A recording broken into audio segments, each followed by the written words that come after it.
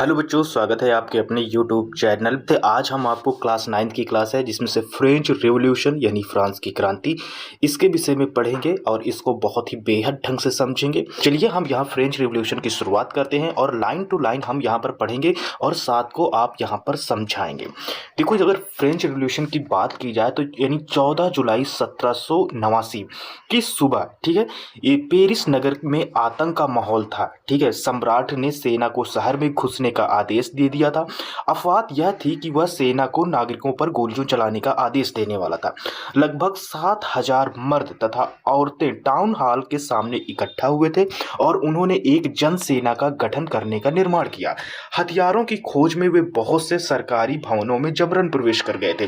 कहने का मतलब यह है कि 14 जुलाई 1789 को सुबह यानी पेरिस में हुआ था, फ्रांस पड़ता है जहाँ पर बहुत ज़्यादा आतंक का माहौल था। कहने का मतलब वहाँ जनता ने एक तरह से विद्रोह कर दिया था, यानी कि लोगों ने सरकार के खिलाफ एक तरह से अफवाह फैला दी या लड़ाई शुरू कर दी, जिसमें से एक तरह से अफवाह फैली, आतंक मचा, नागरिकों के ऊपर गोली चलाने का आदेश दिया गया, जिसमें से 7,000 मर्द तथा औरतें टाउन हॉल के सामने इकट्ठा हो गए और उन्होंने एक जन सेना गठन करने, यानी कि आपस में जितनी ऑडियंस है, जितनी जनता है, उन्होंने मिलकर यानी कि सेना बनाने का निर्णय किया। और हथियार यानी कि अब वेपन्स तो आम लोगों के पास होंगे नहीं, वेपन्स तो सरकारी जहां पर संस्थाएं होंगी वहां पर होंगी, तो उन सरकारी संस्थाओं से हथियारों को खोजबीन छीनते घसोटते हुए जनता के हाथ में एक तरह से ये चीजें आ गई, यानी वेपन्स आ गए। अब यहाँ पर लड़ाई का चरण स्टार्ट होता है, यानी कि यहाँ से लड़ाई थोड़ी बढ़ जाती है। इसमें लिखा है, अंततः सैकड़ों लोगों का एक समूह पेरिस नगर के पूर्वी यानी ईस्ट भाग की ओर चल पड़ा और बास्तालीन, ठीक है, ये बास्तालीन किले की जेल को तोड़ डाला, जहां भारी मात्रा में गोला बारूद मिलने की संभावना थी। हथियार पर कब्जे की इस सशस्त्र लड़ाई में बास्तील का कमांडर मारा गया और कैदी छुड़ा लिए गए। यद्यपि उनकी संख्या केवल 7 थी, सम्राट की निरंकुश शक्तियों का प्रतीक होने के कारण बास्तील किले लोगों की घृणा का केंद्र था, इसलिए किले को ढह दिया गया और उसके अवशेष बाजार में उन लोगों को बेच दिए गए जो इस ध्वंस के बतौर स्मृति चिन्ह में सजोना चाहते थे। इस स्टेप को समझते हैं। यहां पर क्या बात थी कि यहां बास्तील एक किला था। बास्तील किले में क्या था कि यहां पर बड़े बड़े लोग रहते थे, यानी कि यहां का जो कमांडर था, एक जेल था जिसमें से ऑब्वियसली सी बात है, जिस तरह हमारी सरकार अगर कुछ क्रांतिकारी नेताओं को जेल में डाल देती है, दूसरी तरह बास्तील में के जो जेल था वहां पर लोगों को डाल दिया गया था। तो जो आम लोग थे उन्होंने उनको बचाने के लिए वहां पर जाते हैं, उनको छुड़ाते हैं, वहां पर कब्जा करते हैं और जो वहां का कमांडर था, बास्तील जेल का कमांडर होता है, तो उसको उन्होंने मार डाला और वहां पर जो भी हथियार, जो भी गोला बारूद मिले, वो सारी चीजें यानी जनता के हाथ में आ गई, लोगों के हाथ में आ गई और इस किले को तोड़ दिया गया और इस किले के जो भी टुकड़े थे उनको बाजारों में बेचा गया। ये उनको बेचा गया जो कहते हैं ना कि पुरानी धरोहर को समेट कर अपने पास रखना चाहते हैं, तो इन लोगों को बेच दिया गया। तो ये स्टेप आपको समझ में आया, ये पैराग्राफ समझ में। नीचे नेक्स्ट पैराग्राफ में चलते हैं। यहां पर है, इस घटना के बाद कई दिनों तक पेरिस तथा देश के देहाती क्षेत्रों में कई और संघर्ष हुए। कहने का मतलब है कि ये जब घटना हुई तो इसके बाद पेरिस तथा देश के जो यानी कि कहते हैं ना अर्बन एरिया है, ठीक है, तो वहां पर कई क्षेत्रों पर ज्यादा यानी संघर्ष हुए, लड़ाइयां हुई। अधिकांश जनता पाव रोटी की महंगी कीमतों का विरोध कर रही थी। कहने का मतलब जिस तरह हम यहाँ रोटियां खाते हैं, हमारे लिए रोटी महंगी होती है, उस तरह वहां के लोग पाव रोटी की कीमतों पर विरोध, यानी कहने का मतलब खाने के लिए तो मेन बेसिक चीज होती है, जो सबसे सस्ती चीज, वो पाव रोटी वहां के लिए है। अब पाव रोटी महंगी है तो उसको वहां पर खाएंगे कैसे, यानी कि भूखमरी वाली वहां पर हालात थी। तो बाद में इस दौर को यानी कि सिंहावलोकन करते हैं। सिंहावलोकन का मतलब उसकी यानी कि जांच करते हुए इतिहासकारों ने इसे एक लंबे घटनाक्रम की ऐसी शुरुआत कड़ियों के रूप में देखा जिनकी परिणति फ्रांस को फांसी दिए जाने से हुई। हालांकि उस समय अधिकांश लोगों के ऐसे नतीजे की उम्मीद नहीं थी। ऐसा क्यों और कैसे हुआ? कहने का मतलब जब सिंहावलोकन करते हुए इतिहासकारों ने जब जानकारी, एक लंबा घटनाक्रम चला, कहने का मतलब एक लंबी लड़ाई चली और इसको अगर देखा जाए तो जो परिणपति फ्रांस के सम्राट थे उनको फांसी दे दी गई थी और उसके बाद ये जो जनता के लोग थे वो ऐसा नतीजा देखने की संभावना नहीं कर देते थे कि यानी कि फ्रांस के सम्राट को फांसी दे दी जाए, लेकिन हुआ। अब यहाँ पर देखो थोड़ा सा ये देख लेते हैं, जैसे यहाँ पर मैंने बताया था यानी बास्तिलीन का ध्वंस, यानी बास्तिलीन ध्वंस के बाद चित्रकारों ने इस घटना को याद में कई चित्र बनाए, यानी कि ये जो इमेजेस है ये बास्तिलीन किले के है। तो अब यहाँ पर आते हैं दोस्तों 18वीं सदी के उत्तरार्ध में फ्रांसीसी समाज, यानी फ्रांस का कैसा समाज था 18वीं सेंचुरी में, ठीक है, तो उसके विषय में ये हम जानकारी इकट्ठा करेंगे और यहाँ के वर्गों के विषय में, वर्ग मतलब कहते हैं कास्ट सिस्टम, ये भी बोल सकते हैं। तो यहाँ पर आते हैं 18वीं सेंचुरी में क्या क्या कैसे समाज था उसके विषय में पढ़ते हैं।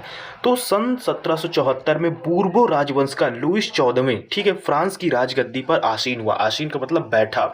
उस समय उसकी उम्र केवल 20 साल थी, यानी 20 साल का एक लड़का था। और उसका विवाह जो हुआ था वो ऑस्ट्रिया की राजकुमारी मेरो एतोनतोन से हुआ था। बात आती है कि जब वो क्या कहते हैं राज्यरोहण हुआ, यानी कहने का मतलब उसका जब राज तिलक हुआ या राजगद्दी पर बैठा, तो जब बैठा तो वो अपने खजाने पर गया। किसी भी देश को चलाने के लिए सबसे मेन ऑफ पॉइंट होता है, उसको बोलते हैं खजाना, यानी पैसा कितना पैसा होगा तभी तो देश चलेगा। तो जब वो देखा तो खजाना पूरी तरह से खाली था। जो रीजन था, यानी खजाना खाली होने का रीजन था, वो लंबे समय से चले आ रहे युद्ध के कारण फ्रांस में जो यानी कि फाइनेंशियल चीजें ये संकट में हो गई, ठीक है। फिर इसके बाद वर्साय के विशाल महल और राज दरबार की शानो शौकत बनाए रखने की फिजूल खर्ची का बोझ अलग से था। कहने का मतलब वर्साल जो विशाल महल था, वर्साय यानी कि एक महल का नाम है, ठीक है, और उसमें राज दरबार होगी तो ऑब्वियसली वहां पर पैसे तो खर्च होंगे, फिजूल खर्चे होंगे, ठीक है। आप लोग देखो राजा महाराजा जो लोग होते हैं वो लोगों को टैक्स पेयर के पैसे से ही तो अपना यानी कि एक तरह से कह सकते हैं अपनी शानो शौकत पूरी करते हैं। तो वही मेन बात था कि ये जो फिजूल खर्चा का बोझ अलग था। लुई 14वें के शासनकाल में क्या कहते हैं, यहाँ पर लुई 14वें के शासनकाल में फ्रांस ने अमेरिका के, ठीक है, यानी कि 13 उपनिवेशों को साझा शत्रुओं से आज़ाद कराने में सहायता दी थी। यानी कि अमेरिका के जो 13 बड़े क्या कहते हैं उपनिवेशक का मतलब होते हैं व्यापारी, ठीक है, बाहरी व्यापारी। तो जो साझा शत्रु यानी ब्रिटेन से आज़ाद कराने में यानी सहायता दी थी। और इस युद्ध के चलते फ्रांस पर अब 10 अरब लीवरेज से भी अधिक का कर्ज और जुड़ गया। लीवरेज आप एक करेंसी को यानी डिनोट कीजिएगा, ठीक है। फिर यहाँ पर आते हैं, यानी कि 10 अरब लीवरे से अधिक का कर्ज जुड़ गए, जबकि उस पर पहले से ही 2 अरब लीवरे का बोझ चढ़ा हुआ था। यानी 2 अरब पहले से ही उसके ऊपर यानी कि कर्ज था। फिर इसके बाद सरकार से कर्जदाता अब 10% ब्याज मांग करने लगे। यानी कि अब सरकार किसी, जैसे हम लोग भारत सरकार है, इंडियन गवर्नमेंट है, वो बाहर के देशों से हम लोग पैसा मांग के लाते हैं, लोन मांगते हैं, ठीक है, उसमें ब्याज भी देते हैं, बेस टैक्स भी देते हैं। अब फ्रांस में ऐसे ही हुआ, वहाँ के राजा ने भी इसी तरह यानी कि अपने कर्ज मांगा, लोन मांगा देश को चलाने के लिए। अब कर्ज अदा नहीं कर पाए, ब्याज ऊपर से चल रहा था, प्लस यानी कि आपका जो मूलधन होता है जिसे कहते हैं, ठीक है, तो वो ऊपर से था ही, ब्याज ही नहीं अदा कर पा रहे, तो मेन पैसा कैसे अदा कर पाएंगे।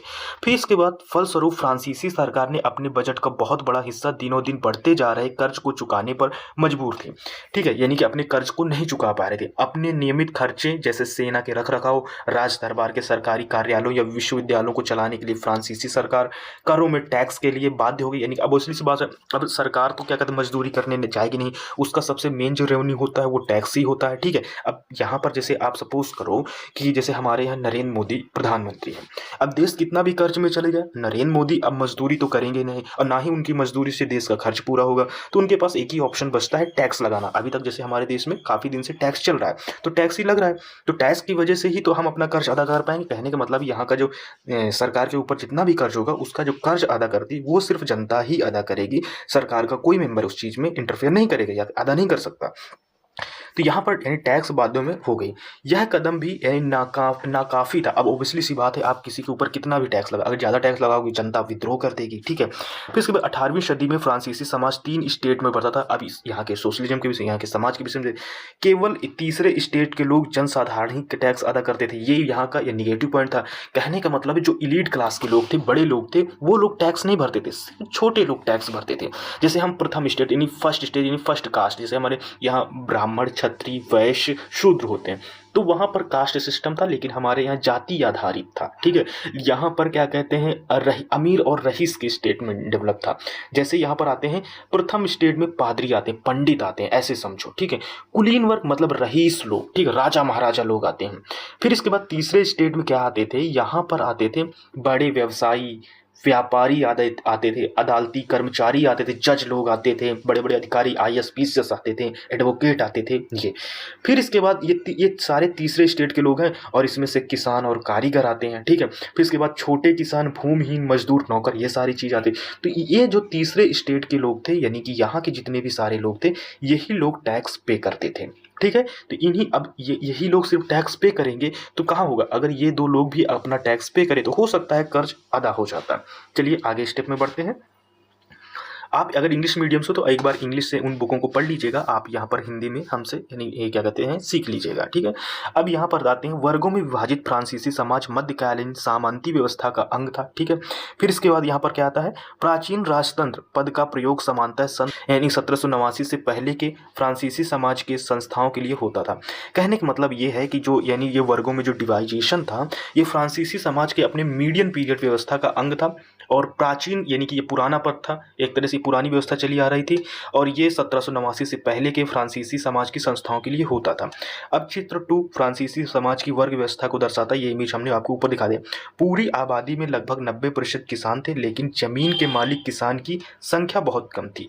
कहने का मतलब है कि यहाँ पूरी आबादी लगभग 90% किसान थे, लेकिन जमीन के जो मालिक होते थे किसानों की संख्या बहुत कम थी। यानी सब मजदूर थे, दूसरे किसान थे इनके पास, लेकिन अपनी पर्सनल जमीन नहीं थी, दूसरों की मालिकों की जमीन लेकर ही खेती करते थे। लगभग 60% जमीन पर कुलीन, चर्च और तीसरे स्टेट के अमीरों का अधिकार था। कहने का मतलब है पूरी जमीन में लगभग 60% जमीन में सिर्फ ऊपर लोगों को, जो 2 स्टेट थे उन लोगों का अधिकार था, ठीक है। प्रथम 2 स्टेट कुलीन वर्ग एवं पादरी वर्ग के लोगों को कुछ विशेषाधिकार जन्मजात प्राप्त थे। कहने का मतलब है जन्म से ही उनको कुछ स्पेशल पावर मिलती थी। इनमें से सबसे महत्वपूर्ण विशेषाधिकार क्या था, यानी स्पेशल राइट क्या थे, राज्य को दिए जाने वाले टैक्स में छूट, जो यानी कुलीन मतलब होते हैं इलीट क्लास यानी रईस लोग। कुलीन वर्ग को कुछ अन्य सामंती विशेषाधिकार भी हासिल थे, स्पेशल पावर भी थे। वह किसानों से सामंती कर वसूल करता था यानी टैक्स लेता था। किसान अपने स्वामी की सेवा, स्वामी के घर एवं खेतों में काम करना, ठीक है, ये उसका पर्सनल दायित्व था, यानी वो करना ही पड़ता था। सान यानी कि अब सैनिक में भी जाना पड़ता था। सड़कों के निर्माण और सहयोग आदि कराने के लिए ये बाध्य थे, यानी कि आपको करना ही पड़ेगा, ऐसे था, ठीक है। फिर इसके बाद आते हैं यहाँ पर, चर्च में भी किसानों से करों का एक हिस्सा यानी टाइड, ये टाइड मतलब होता है एक टैक्स की बात कर रहा है, धार्मिक कर के रूप में वसूलता था। ऊपर से तीसरे स्टेट के तमाम लोगों को सरकार को तो कर चुकाना ही होता था। इन करों में टाइल्स यानी डायरेक्ट टैक्स और अन्य यानी कि इनडायरेक्ट टैक्स शामिल थे, यानी डायरेक्ट और इनडायरेक्ट दोनों टैक्स पे करने पड़ते थे। जैसे कि इनडायरेक्ट कर जो टैक्स आता है नमक में लगता था, और तंबाकू जैसी रोजाना उपभोग, रोजाना जैसे तेल, मसाला, अनाज, ये सब आप रोजाना खाते हो, तो जैसे कि आप बिस्किट लाते हो, ठीक है, इसके बाद चिप्स लाते हो, दूध लाते हो, तो इनमें टैक्स लगता है, लेकिन हमें पता नहीं चलता, तो इसको बोलते हैं इनडायरेक्ट टैक्स। लेकिन अगर आप जैसे फ्रिज, एसी, कूलर, ये सारी चीजें लाते हो, तो जैसे ही लोगे तो आपको तुरंत टैक्स उसके साथ टैक्स जोड़ दिया जाता है, तो उसको डायरेक्ट टैक्स बोलते हैं, ठीक है। तो इस तरह इनको टैक्स बोला जाता है। तो इस प्रकार राज्य के वित्तीय यानी कि जो फाइनेंशियल कामकाज का सारा बोझ करों का जो होता था वो मध्य जनता से वहन करते थे, यानी आम लोग इस चीज को पे करते थे। अब यहाँ पर देखो, ये कुछ नए शब्द के विषय में बताया, तो इसको वैसे तो ऑब्वियसली मैंने कुछ बता दिया है। अब यहाँ पर लिवरे की बात करते हैं, तो लिवरे मैंने बताया था ये करेंसी है और फ्रांस की मुद्रा, जिसे 1794 में समाप्त कर दिया गया था। स्टेट बोलते हैं क्रांति पूर्व सामाजिक समाज में सत्ता और सामाजिक हैसियत का अभिव्यक्त करने वाला। कहने का मतलब इस जो स्टेट बोलते हैं, फर्स्ट स्टेट, सेकंड स्टेट, ये स्टेप को बोलते हैं, ठीक है। तो इसे स्टेट बोलते हैं। स्टेट का मतलब होता है जैसे जैसे क्या कहते हैं, मैं बड़ा हूँ, फिर इससे छोटा मेरा भाई होगा, इससे छोटी मेरी बहन होगी, तो ये स्टेट होता है, यानी डिवाइजेशन होता है। पादरी वर्ग होता है चर्च के विशेष कार्यों को करने वाले व्यक्ति समूह, जैसे हमारे यहाँ कुछ धार्मिक संस्थाएं, तो उसमें कुछ विशेष व्यक्ति करते हैं, पंडित लोग करते हैं। अब इसमें से टाइथ बोलते हैं, तो चर्च द्वारा वसूला किया जाने वाला यह कर कृषि कर उपज के 10वें हिस्से के बराबर होता था। कहने का मतलब है अगर आपके पास 100 बोरी यानी कि गेहूं हुआ है, तो अब इसका 1/10 निकाल लो। अब 1/10 अगर 10 निकाला जाए तो 10 बोरी आपको यानी टैक्स पे करना पड़ता था, ऐसे होता था, ठीक है। अब यहाँ पर आते हैं, यानी कि टाइल। टाइल क्या था? टाइल सीधे राज्य को अदा किए जाने वाला यानी कर टैक्स होता था। टाइल टैक्स होता था यानी कि डायरेक्ट, वही कहना, एक डायरेक्ट एक इनडायरेक्ट टैक्स होता है, ठीक है। तो टाइल सीधे राज्य को दिया जाता है, यानी डायरेक्ट क्या कहते हैं, स्टेट गवर्नमेंट को टैक्स दिया जाता था। फिर इसके बाद आते हैं यहाँ पर, अब देखो इसमें से आपके उसमें से एनसीईआरटी की जो बुक होगी तो उसमें ये सारी चीज़ें बनी होंगी। आई थिंक ये इमेज में जो था तो ये इंग्लिश में लिखा था, तो इसको हिंदी में इस जगह ट्रांसलेट किया गया है, तो इसको पढ़ते हैं। बेचारा गरीब अनाज, फल, पैसा, सलाद सब कुछ लाता है और मोटू जमींदार सब कुछ स्वीकार करने के लिए स्वीकार करने को तैयार बैठा है, पर वह उसको एक नज़र तक नहीं देखता। कहने का मतलब है यानी कि वो आपके लिए इतना सब कुछ कर रहा है और रईस आदमी उसे कहते हैं कि कुछ भी यानी कि अपने सामने कुछ देख ही नहीं रहा। कुलीन व्यक्ति एक मकड़ा है और किसान एक मक्खी, यानी कि अब मकड़ी क्या खाती है, यानी कि मकड़ा जो होता है वो यानी मक्खियों को खा जाता है, तो उसी यानी कि बड़ा आदमी एक मकड़ा है और किसान व्यक्ति एक मक्खी है। शैतान को जितना दो उसका लालच उतना ही बढ़ता। तो ये सारी चीज़ें, इमेज थोड़ी धुंधली होगी, वहाँ आप जो बुक होगी तो वो उससे आप थोड़ा यहाँ समझ लीजिएगा। फिर इसके बाद आते हैं यहाँ पर आपके विषय यानी पढ़ाते हैं 1.1 जीने का संघर्ष। ठीक है, जीने का संघर्ष क्या क्या फ्रांस के लोगों ने झेला है। ठीक है, तो ये इसमें से आते हैं फ्रांस की जनसंख्या सन 1715 में 2.3 करोड़ थी। कितनी थी? 2.3 करोड़ थी, जो सन 1789 में बढ़कर 2.8 करोड़ हो गई। परिणाम ये निकला कि अनाज उत्पादन की तुलना में उसकी मांग काफ़ी तेज़ी से बढ़ी। ठीक है, कहने का मतलब अब जनता बढ़ चुकी थी, यानी कि लोग बढ़ेंगे तो भूख भी बढ़ेगी, अनाज भी ज़्यादा लगेगा। अधिकांश लोगों का मुख्य खाद्य पाव रोटी की कीमत में तेज़ी से वृद्धि थी। ठीक है, कहने का मतलब जैसे हमारे यहाँ गेहूँ में बढ़ोतरी हो जाए या गेहूँ में कमी हो जाए तो रोटी खाने के लिए कमी पड़ जाए, तो उसी तरह वहाँ पर भी ऐसा ही था कि पाव रोटी की यानी जो वो बढ़ गया, कीमत बढ़ गया। ठीक है, अधिकतर कामगार यानी कि जो अधिकतर लेबर लोग होते थे वो कारखानों में मजदूरी करते थे और उनकी मजदूरी मालिक तय करते थे। कहने का मतलब कि लेबर यूनियन नहीं बना सकते कि हम अपना कितना पैसा लेंगे, कितना ही नहीं, ये सिर्फ मालिक बताएंगे कि हम तुमको इतना रुपए देंगे और हो सकता है नहीं भी देंगे। ठीक है, ये होता था। लेकिन मजदूरी महंगाई की दर से नहीं बढ़ रही थी, यानी कि महंगाई बढ़ रही थी लेकिन मजदूरी नहीं बढ़ रही थी। फिर इसके बाद क्या रिजल्ट निकला? फलस्वरूप अमीर गरीब की खाई चौड़ी होती गई। स्थितियां तब बदतर हो गई जब सूखे या ओले के प्रकोप से पैदावार गिर जाती। कहने का मतलब सूखा भी पड़ जाता और बड़े बड़े पत्थरों की बारिश हो जाती, तो इससे जो फसल होती थी वो पूरी तरह से खराब हो जाती थी, डिस्ट्रॉय हो जाती थी। इससे रोजी रोटी का संकट पैदा हो जाता था और ऐसा जीव संकट यानी जीने लायक लाइफ एक तरह से संकट हो गई। प्राचीन राजतंत्र के दौरान में फ्रांस में काफ़ी आम थे। कहने का मतलब अब ये सारी चीज़ें एक आम चीज़ें बनने लगी थी। ठीक है, तो ये आपको जो बुक मिली होगी तो उसमें भी एक ऐसा इमेज बना होगा। ऐसे इमेज में क्या होगा? जीवक संकट कैसे उत्पन्न होता है, यानी लाइफ में डिस्ट्रोएशन कैसे उत्पन्न होता है। तो यहाँ देखो, खराब फसलें। ठीक है, अब किसी भी कारण से हो सकती है, जब खराब फसल होगी नहीं होगी। ठीक है, खराब फसल हो जाएगी तो पैदावार नहीं होगी। ठीक है, लोगों को खाने को नहीं मिलेगा, तो अब गरीब गुरबा जो होता पाव रोटी नहीं खरीद पाएंगे, यानी चीज़ें महंगी हो जाएंगी। ठीक है, फिर इसके बाद जब नहीं खरीद पाएंगे तो यहाँ पर जब ऑब्वियसली भूख रहेंगे तो भूख से महामारी बढ़ेगी, महामारी से बीमारियां बढ़ेंगी, ये सारी चीज़ें होंगी। फिर इसके बाद यहाँ पर आते हैं, यहाँ पर आपको समझाते हैं। ठीक है, अगर वीडियो अच्छा लग रहा है तो लाइक शेयर सब्सक्राइब कर दीजिएगा। वैसे मैं इसकी पूरी प्लेलिस्ट के तौर पर आपको बना के दिखाऊंगा, यानी कि जो 9th और 10th होता है तो 9th में फर्स्ट भाग पढ़ाए जाते हैं और 10th में सेकंड भाग पढ़ाए जाते हैं। ठीक है, तो ऐसे आपको यहाँ पढ़ना है और मैं आपको सब कुछ पढ़ाऊँगा। फिर यहाँ पर आते, जैसे आपको चीज़ें ना समझ में आ रही हों तो आप कमेंट भी कर सकते हैं, तो हम उसको नेक्स्ट वीडियो में सुधारने की कोशिश करेंगे। यहाँ पर क्या आते हैं? उभरते मध्य वर्ग के विशेषाधिकारों के अंत की कल्पना की। कहने का मतलब जो मिडिल क्लास के लोग थे तो जो उनको स्पेशल पावर थी उसकी जो अंत की कल्पना हो गया, धीरे धीरे खत्म होने लगा पावर। कैसे? पहले, यानी कि उसका और थोड़ा जूम करते हैं ताकि आपको और अच्छे से ढंग से समझ में आए। कैसे? पहले भी कर बढ़ाने एवं अकाल के समय किसान और कामगार विद्रोह कर चुके थे, यानी कहने का मतलब ये सारी चीज़ें होती थीं, परंतु उनके पास सामाजिक एवं आर्थिक व्यवस्था में बुनियादी बदलाव लाने के लिए साधन एवं कार्यक्रम नहीं थे। कहने का मतलब जो बेसिक स्ट्रक्चर को सुधारने के लिए कोई यानी कि स्पेशल चीज़ें नहीं थी लोगों के पास। ये जिम्मेदारी तीसरे स्टेट के उन समूहों ने उठाई जो समृद्ध और शिक्षित होकर नए विचारों में संपर्क आ गए। फिर बाद में इस चीज़ की जब कमी हुई तो अब मिडिल क्लास के लोग ही, अब मिडिल क्लास का लोग ही तो मेहनत करेगा, रईस होगा, तभी तो वो अमीर बन पाएगा। मिडिल क्लास का ही बच्चा तो गेम खेल पाता है, अच्छे अच्छे मेडल ला पाता है, फिर इसके बाद और मेहनत करता है तो एक बड़ी कंपनी बनाता है। तो अब ये जब किसी गरीब लड़का नीचे से ऊपर उठ के जाता तो नीचे की प्रॉब्लम को सॉल्व करने के विषय में सोचता है, तो वही चीज़ यहाँ पर बताई गई है। ठीक है, फिर इसके बाद यहाँ आते हैं, कहाँ से?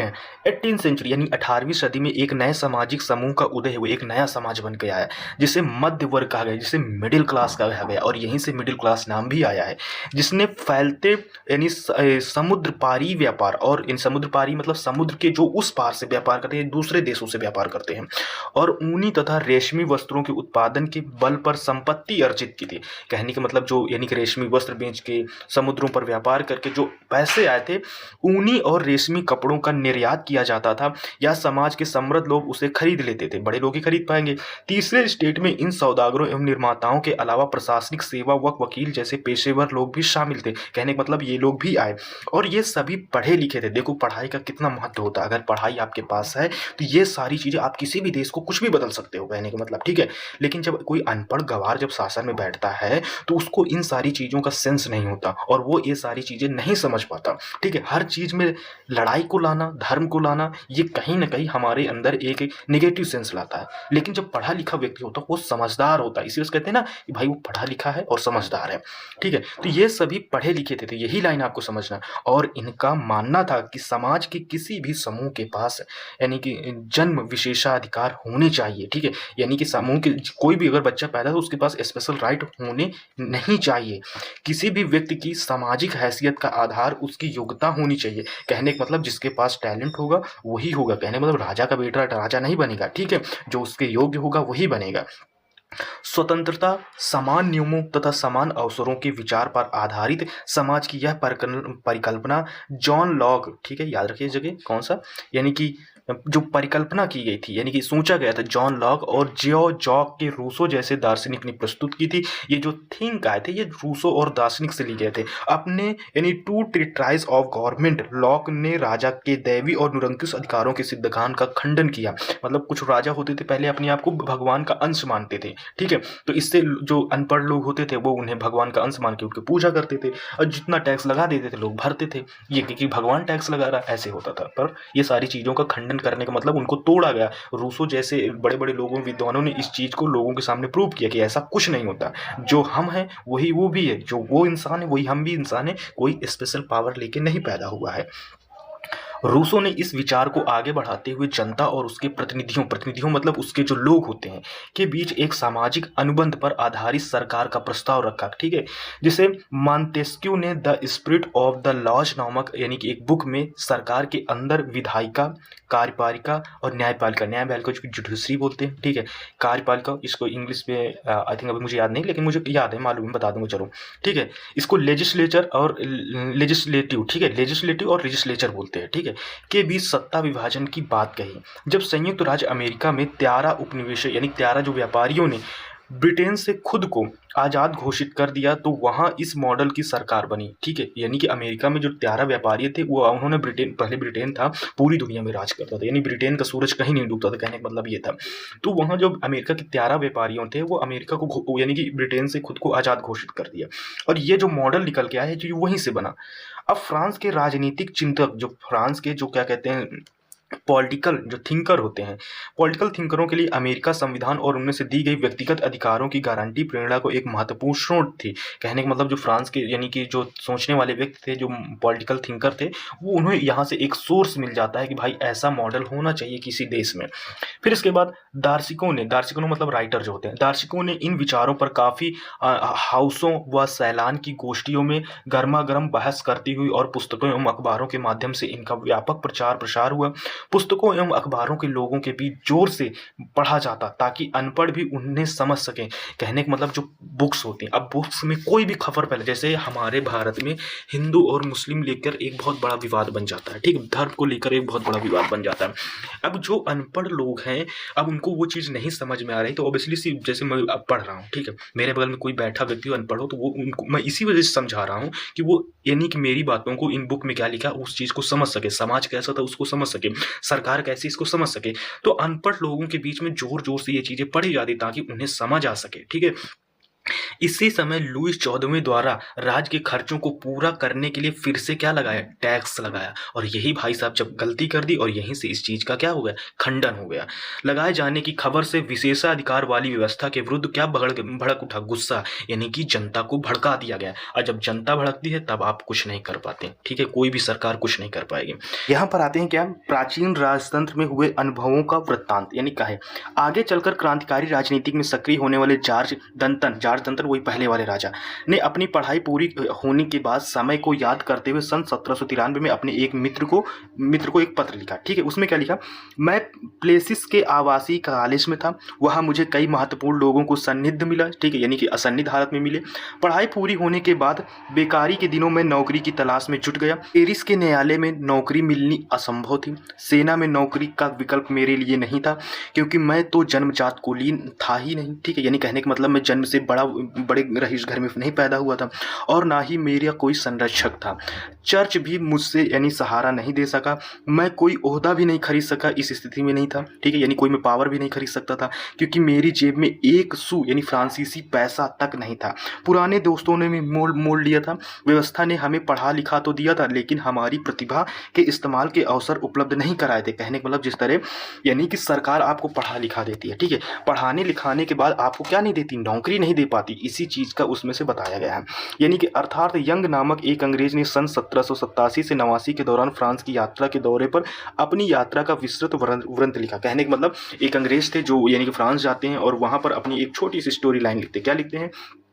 सेवा में टहल यानी सेवा में टहल में लगे अपने गुलामों, खास तौर पर उनके साथ बुरा व्यवहार करने वालों को पता होना चाहिए कि इस तरह वह अपनी ज़िंदगी को ऐसी स्थिति में डाल रहा है जो उस स्थिति से बिल्कुल भिन्न है जिनमें से उसे मुक्त लोगों की सेवाएं ली होती हैं। उनसे बेहतर बर्ताव करता है और अपने पीड़ितों का राह सुनते हुए भोज उड़ाना। दंगे के दौरान अपनी बेटी के अपहरण या बेटे को गला रेत कर दिए जाने का दुखड़ा नहीं रोना चाहिए। ये वहाँ के अंग्रेजों द्वारा लिखी गई ये एक आलोचना है वहाँ की सरकार के विषय में। चलिए आते हैं यहाँ से क्रांति की शुरुआत कहाँ से होती है। ठीक, यहाँ पर हम पढ़ते हैं यानी कि फ्रांसीसी क्रांति की शुरुआत। अभी तक जो आप पढ़ रहे थे वो उसकी बेस लाइन पढ़ रहे थे। अब फ्रेंच रिवॉल्यूशन की जो शुरुआत होती है जहाँ से, वहाँ से पढ़ते हैं, ठीक है, जहाँ से हमारा मेन टॉपिक स्टार्ट होता है। तो अभी तक आप इसका सिर्फ बैकग्राउंड समझ रहे थे कि वहाँ पर कैसे सरकार थी और ये चीज़ें यानी कि ये जो रिवॉल्यूशन हुआ ये किस कारणों की वजह से हुआ। तो यहाँ पर आते हैं कि पिछले भाग में आप देख चुके हैं कि किन किन कारणों से लुईस 14वें ने यानी कर बढ़ा दिए थे, ठीक है, टैक्स बढ़े थे। क्या आप सोच सकते हैं कि उसने ऐसा क्या किया होगा? प्राचीन यानी कि राजतंत्र के फ्रांसीसी सम्राट अपनी मर्जी से कर नहीं लगा सकता था, ठीक है, यानी पुराने समय में जो यानी कि राजा होता था, ठीक है, या सम्राट होता था, वो अपनी मर्जी से कर्ज नहीं लगा सकता था। इसके लिए उसे स्टेट जनरल यानी प्रतिनिधि सभा यानी कि एक जो असेंबली होती थी, ठीक है, तो वहाँ की बैठक बुलाकर नए करों पर प्रस्ताव पर मंजूरी लेनी पड़ती थी। जैसे हमारे यहाँ पर है संसद होती है तो वहाँ पर प्रतिनिधि जनसभा होती है, यहाँ पर यानी कोई प्रस्ताव डाला जाता है, कोई पिटीशन फाइल की जाती है, फिर इसके बाद यानी कि उस चीज़ में डिस्कशन होता है, फिर इसके बाद टैक्स यानी कि बढ़ेगा या घटेगा, इन सारी चीज़ों पर डिसीजन लिया जाता था।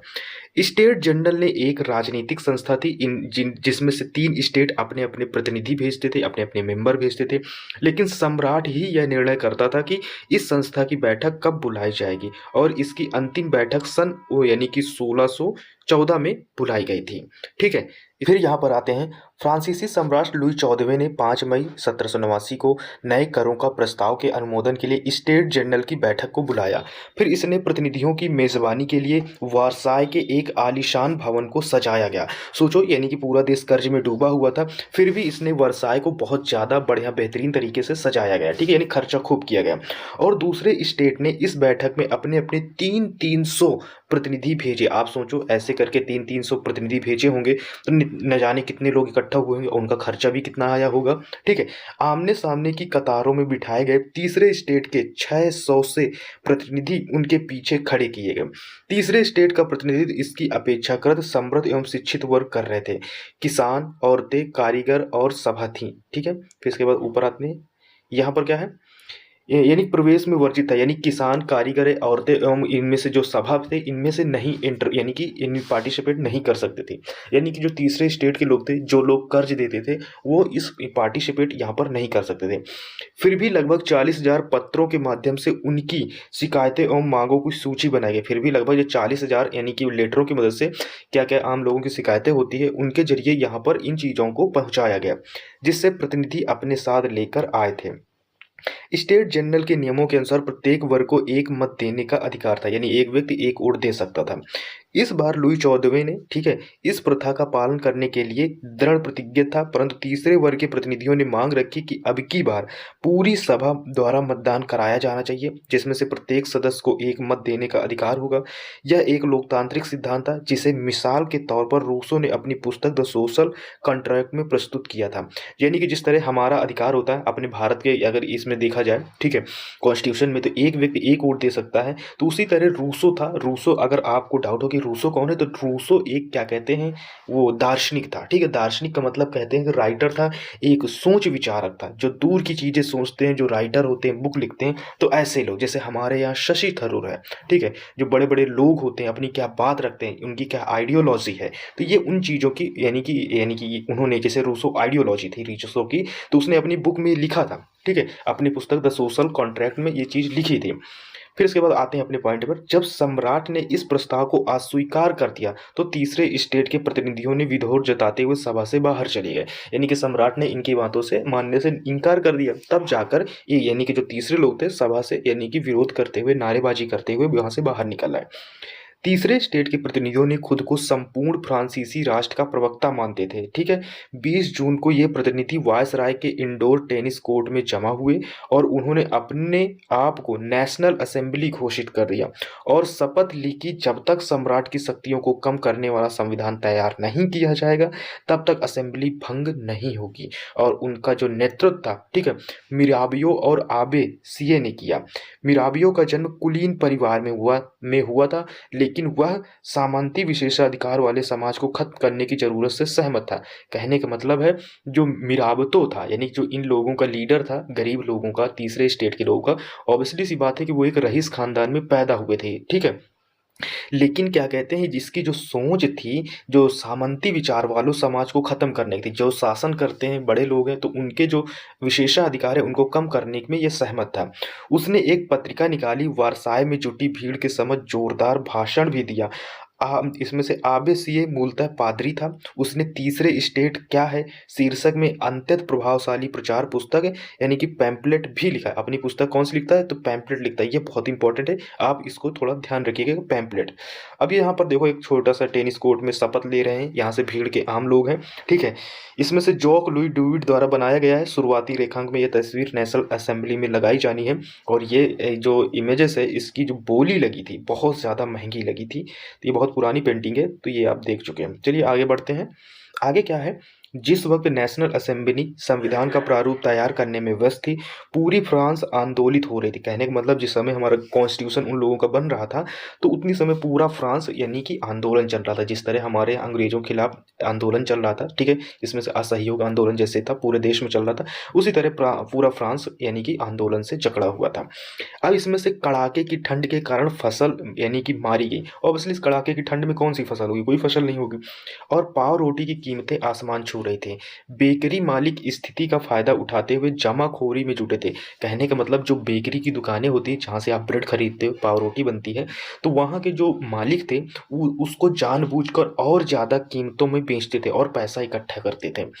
बेकरी की दुकानों पर घंटों के इंतजार के बाद गुस्साई औरतों की भीड़ ने दुकान पर धावा बोल दिया। दूसरी तरफ सम्राट ने सेना को पेरिस में प्रवेश करने का आदेश दे दिया और कुद्र भीड़ ने 14 जुलाई को बास्तिलीन का धावा बोलकर और नेस्ताबूत कर दिया। कहने का मतलब, जो भीड़ थी वो बास्तिल में जाकर सारी चीज़ों को, अर्थव्यवस्था को पूरी तरह से बिगाड़ दिया। यहाँ पर आते हैं, देहाती इलाकों में गांव-गांव यह अफवाह फैल गई कि जागीरों के मालिकों ने भाड़े पर यानी लठैते लुटेरों का गिरोह बुलाया है, जो पकी फसलों को तबाह करने निकल पड़े हैं। कई जिलों में भय से यानी कि आक्रांत होकर किसानों ने कुदालों और बेलचलों से ग्रामीण किलों पर आक्रमण कर दिया। देखो ये अब ठीक है। फिर उन्होंने अन्न भंडारण को लूट लिया और लगान संबंधित दस्तावेजों को जलाकर राख कर दिया। कुलीन बड़ी संख्या में अपनी जागीरें छोड़कर भाग गए और बहुतों ने तो पड़ोसी देशों में जाकर शरण ली। कहने का मतलब ये है, जो वहाँ पर रईस लोग थे या जमींदार लोग थे या बड़े किसान थे, ठीक है, वो क्या कहते हैं, उनके यहाँ पर जो एक क्या कहते हैं, वहाँ पर अफवाह फैल गई, ठीक है, गांव-गांव पर, कि भाई जो बड़े-बड़े मालिक हैं वो क्या कहते हैं, लुटेरों को बुलाया है। और बड़े-बड़े लठैतों, जो वर्ड यूज़ हुआ है, मतलब बहुत बड़े-बड़े लोग जो यानी कि अटैक करते हैं, ये जो लठैतों से मारते हैं, उनको बुलाया है किसानों ने, और वो फसल को खराब कर रहे हैं। अब इस चीज़ से जो छोटे तबके का किसान था, जो मजदूरी करता था, वो गुस्सा गया और गुस्से से उसने ग्रामीण में जो गोडाउन बनने थे वहाँ पर लूट किया। वहाँ से सारे यानी कि जितने सारे अन्न भंडार थे यानी अनाज तो उनको लूट लिया गया, प्लस यहाँ पर जितने भी यानी कि जो चीज़ें थी उनकी वो सारी चीज़ें लूटी गई, जो डॉक्यूमेंट्स थे जो टैक्स से रिलेटेड थे उनको जला दिया गया। तो ये सारी चीज़ें हुई, ठीक है। जब कोई यानी आंदोलन होता है या रिवॉल्यूशन होता है तो वो ऐसी ही चीज़ों का कोई भी देश सामना करना पड़ता है।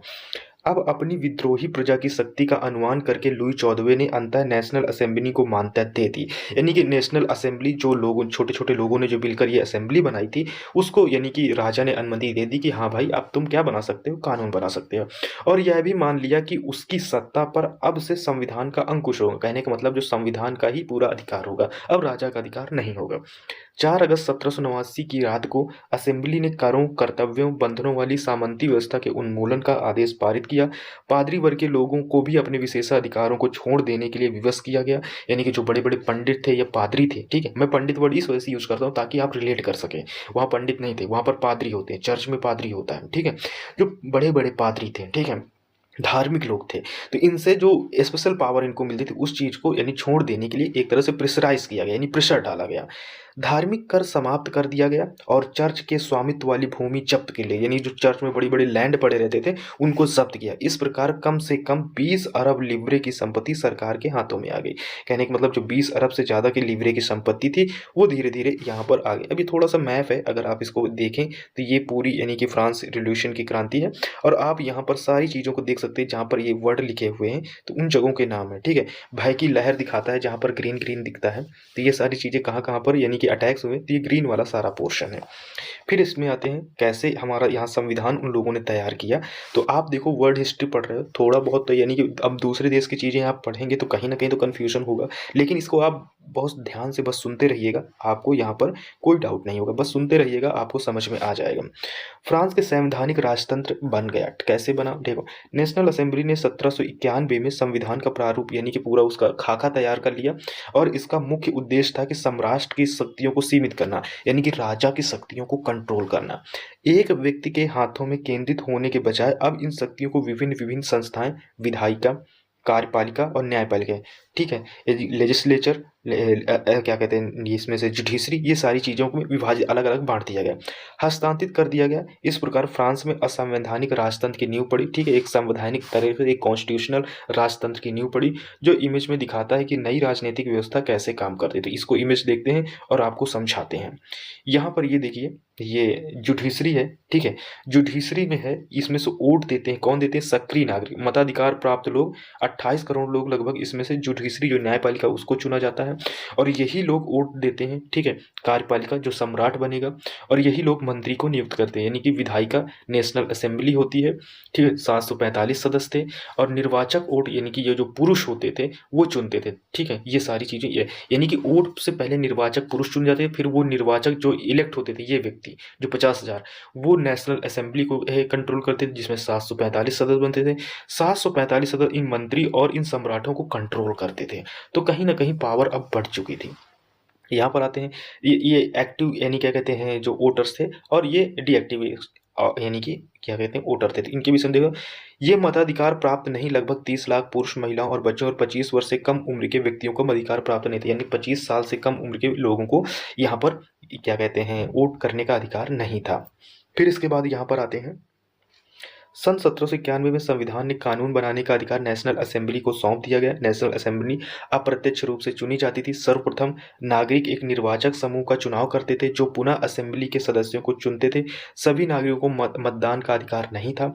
25 वर्ष से अधिक उम्र वाले केवल ऐसे पुरुष को ही सक्रिय नागरिक जिन्हें मत देने का अधिकार था का यानी दर्जा दिया गया, जो कम से कम 3 दिन की मजदूरी के बराबर कर चुकाते थे। शेष पुरुषों और महिलाओं को निष्क्रिय नागरिक के रूप में वर्गीकृत किया गया। निर्वाचन की योग्यता प्राप्त करने असेंबली के सदस्य होने के लोगों का करदाताओं की उच्चतम श्रेणी में होना जरूरी था। कहने का मतलब ये था कि अगर आप वोट देने का अधिकार रखने के लिए बहुत यानी कंडीशन दिया जाता था। पहली बात तो 25 साल से ज़्यादा की उम्र हो और 3 दिन की मजदूरी के बराबर आप सरकार को टैक्स चुकाते हो, ठीक है? यानी कि और आपका यानी कि थोड़ा उच्चतम श्रेणी में होना जरूरी है, प्लस असेंबली का सदस्य होना जरूरी है। तो इन कंडीशन और टर्म की वजह से यानी सारे लोग वोट नहीं दे पाते थे, यानी कि कुछ ही लोग वोट दे पाते थे। चलिए आगे बढ़ते हैं।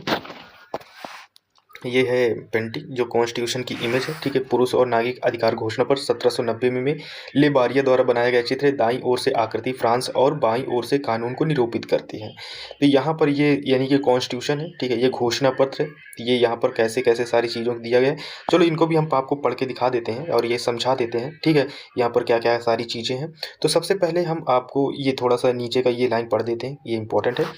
संविधान पुरुष एवं नागरिक अधिकार घोषणा पत्र के साथ शुरू हुआ था। जीवन के अधिकार और व्यक्ति की स्वतंत्रता के अधिकार और कानूनी बराबरी के अधिकार को नैसर्गिक और अपरिहार्य अधिकार के रूप में स्थापित किया गया। अर्थात ये अधिकार प्रत्येक व्यक्ति को जन्मदान प्राप्त था और इन अधिकारों को छीना नहीं जा सकता था, ठीक है। राज्य का कर्तव्य माना गया कि प्रत्येक नागरिक को नैसर्गिक अधिकारों की रक्षा करे। नैसर्गिक मतलब होता है नेचुरल, जो उसके यानी राइट्स हैं उन पर कोई हस्तक्षेप ना हो सके। चलिए इसको देखते हैं, यानी कि इसमें से हम सबसे पहले खा पढ़ेंगे, ठीक है। खा के बाद ही गा आएगा। तो ये सबसे पहले आएगा क्या है इसके विषय में, इसको ध्यान से पढ़ते हैं और समझते हैं। ये क्या सोर्स है। तो क्रांतिकारी पत्रकार जयपाल मरा जैन प्योल यानी कि म्यूरिट ने अपने अखबार लामी द पल्प यानी जनता का मित्र में नेशनल असेंबली द्वारा तैयार किए गए संविधान पर एक टिप्पणी की, एक कमेंट की। जैसे कोई पोस्ट होती है तो हम लोग कमेंट करते हैं, तो वैसे बड़े बड़े जो पत्रकार होते हैं कोई चीज़ होती है उसके विषय में कमेंट करते हैं। जैसे इतनी समय ट्विटर है, हमारे यहाँ ट्विटर में बड़े बड़े जो थिंकर होते हैं वो कमेंट करते हैं सरकारों की पॉलिसी पर। तो यहाँ पर इस पॉलिसी पर इन्होंने कमेंट किया। जनता के प्रतिनिधित्व का कार्यभार अमीरों को सौंप दिया गया, ठीक है। यानी कि जनता का जो लीडरशिप था वो अमीरों को सौंप दिया गया। गरीब और शोषित की दशा केवल शांतिपूर्ण तरीके से कभी नहीं सुधर सकती। कहने का मतलब है कि गरीब, अब भारत में अगर सिर्फ शांति कायम कर दी जाए तो क्या गरीबों की स्थिति सुधर जाएगी? नहीं सुधरेगी। यह इस बात का यानी अटकाया प्रमाण है। कहने का मतलब ये अभी की जो प्रेजेंट स्थिति उसको सिर्फ रोकने का एक प्रारूप है। जो यानी कि धनगढ़ मतलब जो बड़े रईस लोग जिनके पास पैसा वर्ग कानून को कैसे प्रभावित करता है, या फिर भी ये कानून तभी तक चलेंगे जब तक लोग इन्हें मानेंगे। जिस तरह उन्होंने कुलीन द्वारा लादे गए यानी जुए को उतार फेंका है, एक दिन वही हश्र अमीरों का करेंगे। तो यानी कहने का मतलब है, जुआ मतलब आप नहीं समझते, गांव घर के अगर लोग हो तो बैलों में एक जुआ लादा जाता है जिससे बैल कनेक्टेड रहते हैं। तो ये वही बात कही गई है कि जो ये लोगों ने जुआ लाद रखा है, एक दिन फिर ऐसा आएगा कि ये जो अमीर लोग हैं इनके ऊपर फिर विद्रोह होगा। एक तरह से इनका जो कर्ज है वो उतार कर फेंक देंगे। चलिए आते हैं इस चीज़ को समझते हैं। पुरुष एवं नागरिकों का अधिकार घोषणा क्या है, ठीक है। आदमी स्वतंत्र पैदा होता है, स्वतंत्र रहते हैं और उनके अधिकार समान होते हैं। हर के राजनीतिक संगठन का लक्ष्य आदमी के नैसर्गिक एवं अहरणी अधिकारों को संरक्षित रखना है। ये अधिकार स्वतंत्रता, संपत्ति, सुरक्षा एवं शोषण के प्रतिरोध का अधिकार है। तीसरा नंबर आता है इसमें से, समग्र संप्रभुता का स्रोत राज्य के निहित कोई भी समूह या व्यक्ति ऐसा अनाधिकार प्रयोग नहीं करेगा जिससे जनता की सत्ता को स्वीकृति ना मिली हो। स्वतंत्रता का आशय ऐसे काम करने की शक्ति से है जो औरों के लिए नुकसान देना हो। समाज के लिए किसी भी हानिकारक कृत्य पर पाबंदी लगाने का अधिकार कानून के पास है, ठीक है। यानी कि लोग कानून की यानी कि जनता का शासन है यहाँ पर। कानून समान इच्छा व्यक्ति और सभी नागरिकों को व्यक्तिगत रूप से या अपने यानी कि प्रतिनिधियों के माध्यम से इसके निर्माण में भाग लेने का अधिकार है। कानून की नज़र में सभी नागरिक समान हैं। कानून समस्त प्रक्रिया से बाहर किसी भी व्यक्ति को ना तो दोषी ठहराया जा सकता है और ना ही गिरफ्तार अथवा नज़रबंदाज किया जा सकता है, ठीक है। नेचर हमें ऐसे ही आज़ादी देता है। अब नेचर हमें यानी बंद रहने के लिए नहीं कहता, ना अंधे होने के लिए कहता है। तो ये जब ये नेचर नहीं ऐसा काम करने के लिए कहता तो दूसरा व्यक्ति हमें कैसे कह सकता है। अब यहाँ पर आते हैं, प्रत्येक नागरिक बोलने, लिखने और छापने के लिए आज़ाद है, ठीक है। यानी कि हर नागरिक बोल सकता है, लिख सकता है, छापने के लिए आज़ाद, यानी यहाँ पर प्रेस की स्वतंत्रता की बात की गई है। लेकिन कानून द्वारा निर्धारित प्रक्रिया के तहत स्वतंत्रता के दुरुपयोग की जिम्मेदारी भी उसी की हुई। कहने का मतलब कानून द्वारा जो स्वतंत्रता दी गई है उसकी रक्षा करना भी उसकी जिम्मेदारी है, उसका आप दुरुपयोग नहीं कर सकते। फिर इसके बाद आते हैं, सार्वजनिक सेना तथा प्रशासन के खर्चे चलाने के लिए एक सामान्य कर लगाना अपरिहार्य है और सभी नागरिकों पर उनकी आय के अनुसार समान रूप से कर लगाना चाहिए। कहने का मतलब है सबके ऊपर टैक्स लगाना चाहिए बराबरी, इक्वली। चूँकि संपत्ति का अधिकार एक पावन और अनुल्लंघनीय अधिकार है, अतः किसी भी व्यक्ति के इसे वंचित नहीं किया जा सकता जब तक कि विधि द्वारा स्थापित प्रक्रिया के तहत सार्वजनिक आवश्यकता के लिए संपत्ति अधिग्रहण करना आवश्यक न हो। ऐसे मामलों को अग्रिम मुआवजा जरूर दिया जाना चाहिए। कहने का मतलब अगर आपके पास ज़्यादा संपत्ति इकट्ठा हो गई है तो ऑब्वियसली लोगों से ही आपने संपत्ति इकट्ठा की है। जब लोगों से संपत्ति इकट्ठा की है तो लोगों में बांटी जानी चाहिए। कहने का मतलब ये है, ठीक है। अब ये कुछ इमेजेस हैं, और चलो हम इसको भी बता देते हैं, और ये वाला टॉपिक आपको यानी कि दूसरे वीडियो में प्रोवाइड करा देंगे। तो पहले आपको इमेजेस समझा देते हैं, ये समझना बहुत ज़रूरी है, क्योंकि ये क्या क्या मायने, ये राजनीतिक चिन्ह थे, ठीक है। तो ये राजनीतिक प्रतीकों के मायने देखो, 18वीं सेंचुरी में क्या हुआ कि यहाँ थोड़ा और जूम करते हैं। यानी इसमें क्या है कि 18वीं सदी में ज़्यादातर स्त्री पुरुष पढ़े लिखे नहीं थे, इसलिए महत्वपूर्ण विचार प्रचार करने के लिए छापे हुए शब्दों के बजाय अक्सर आकृति एवं प्रतीकों का प्रयोग किया। कहने का मतलब जो लोग पढ़े लिखे नहीं होते तो उनके लिए हम इमेज बनाते हैं, ठीक है। अब जैसे इंस्टाग्राम है, इंस्टाग्राम को पढ़ नहीं सकते, लेकिन इंस्टाग्राम का लोगो और इमेज देख के हम लोग दिमाग में आ जाता है कि भाई ये इंस्टाग्राम है, ठीक है। इसी तरह फेसबुक है, कुछ कंपनियों के नाम होते हैं तो उनको हम देख कर समझ जाते हैं, जिसको पढ़ने की ज़रूरत नहीं है, ठीक है। इसी से ले बारिया ने अपनी यानी पेंटिंग में अधिकार घोषणा पत्र के लोगों तक पहुंचाने के लिए अनेक प्रतीकों का उपयोग किया। आइए इन प्रतीकों को समझने की कोशिश करें, ठीक है। उसी तरह लोगों को समझाने के लिए इन सारे इमेजेस का यूज़ किया गया। टूटी हुई जंजीर, यानी दासों को बांधने के लिए जंजीरों का प्रयोग होता था। टूटी हुई हथकड़ी उनकी आज़ादी का क्या है, प्रतीक है। फिर इसके बाद छड़ों को बर्छीदार यानी गट्ठर, यानी अकेली छड़ को आसानी से तोड़ा जा सकता है। जो अकेली एक, अगर वही गट्ठल वाली कहानी अगर आपने सुनी हो कि कई सारी ढेर सारी लकड़ी, एक लकड़ी आप दोगे तो तोड़ दोगे, लेकिन ढेर सारी लकड़ी को इकट्ठा रखो और फिर तोड़ने की कोशिश करो, नहीं तोड़ पाओगे। तो वही स्टोरी है, पूरे गट्ठर को नहीं, यानी एकता में ही बल है, एक रहोगे तो उसी में आपकी ताकत है। फिर इसके बाद त्रिभुज के अंदर रोशनी बिखेरती आग, यानी सर्वदर्शी आंख ज्ञान प्रतीक, सूर्य किरणें अज्ञान रूपी अंधेरे को मिटा देती। कहने का मतलब है कोई भी अज्ञान चीज़ है उसको ज्ञान रूप से उस चीज़ को हटाया जा सकता है। ये जो इमेजेस है वो राजदंड यानी शाही सत्ता का प्रतीक था, ठीक है। फिर इसके बाद यहाँ पर आते हैं, अपनी मूछ मुंह के लिए सांप, यानी यानी सनातनता का प्रतीक, अंगूठी का कोई छोर नहीं होता। कहने का मतलब है अंगूठी का कोई और छोर नहीं होता, यानी जो प्रतीक था अपनी पूंछ मुंह में लिए सांप, अपनी पूंछ इसमें सांप लिए हुए बैठा है, यानी कि इसका कोई अंत नहीं है, फिर वो इसी सांप से कनेक्टेड है। फिर इसके बाद आते हैं लाल फ्राइजनी टोपी, दासों द्वारा स्वतंत्र होने के बाद पहनी जाने वाली टोपी। यानी कि दास से, अगर आप देखो, दासी का मतलब था कि पहले लोग दास रखते थे, और दास लोग फिर जब आज़ाद हुए तो टोपियां पहनना शुरू कर दिए। तो ये आज़ादी का प्रतीक है। नीला और सफ़ेद लाल, तो नीला और सफ़ेद लाल यानी फ्रांस के राष्ट्रीय रंग है। ये नीला, ठीक है, ये नीले वस्त्र जैसे लड़की ने पहनी है, और लाल पहने हैं, तो ये सारी चीज़ें। फिर इसके बाद यहाँ पर आते हैं, यहाँ पर डायनो वाली स्त्री यानी कानून का मानवीय यानी कि रूप है यहाँ पर। फिर इसके बाद आते हैं यहाँ पर विधिपट, विधिपट मतलब कानून सबके लिए समान है और उसकी नज़र में सब बराबर है, इसी को विधिपट बोलते हैं। विधिपट ये है जो दो पत्थर लगे हुए हैं, ये रखा हुआ है। तो यहाँ पर आता है फ्रांस के राजतंत्र में यानी कि उन्मूलन यानी गणतंत्र की स्थापना। कहने के मतलब ये है कि यानी कि फ्रांस के जो राजतंत्र है वहाँ पर सुधार होता है अब, और इसमें से अब गणतंत्र की व्यवस्था यानी कि स्थापित होता है, ठीक है। तो यहाँ पर स्टेप बाय स्टेप पढ़ते हैं, देखते हैं यहाँ पर क्या है। देखो यहाँ पर जो लाइन बाई लाइन पढ़ेंगे तो आप ध्यान से सुनिएगा। फ्रांस की स्थिति आने वाले वर्षों में भी तनावपूर्ण बनी रही। कहने का मतलब जो आने वाली स्थिति थी इसमें भी ज़्यादा यानी कि उतना सुधार नहीं हुआ, तनावपूर्ण स्थिति बनी रही, ठीक है। कहने का मतलब यही है। फिर इसके बाद लुई 16वें ने, ठीक है, संविधान पर हस्ताक्षर कर दिए थे, ठीक है, यानी सिग्नेचर कर दिया था। यानी कि जो संविधान बनकर अब बना था तो उसमें क्या कर दिया, इसने सिग्नेचर कर दिया।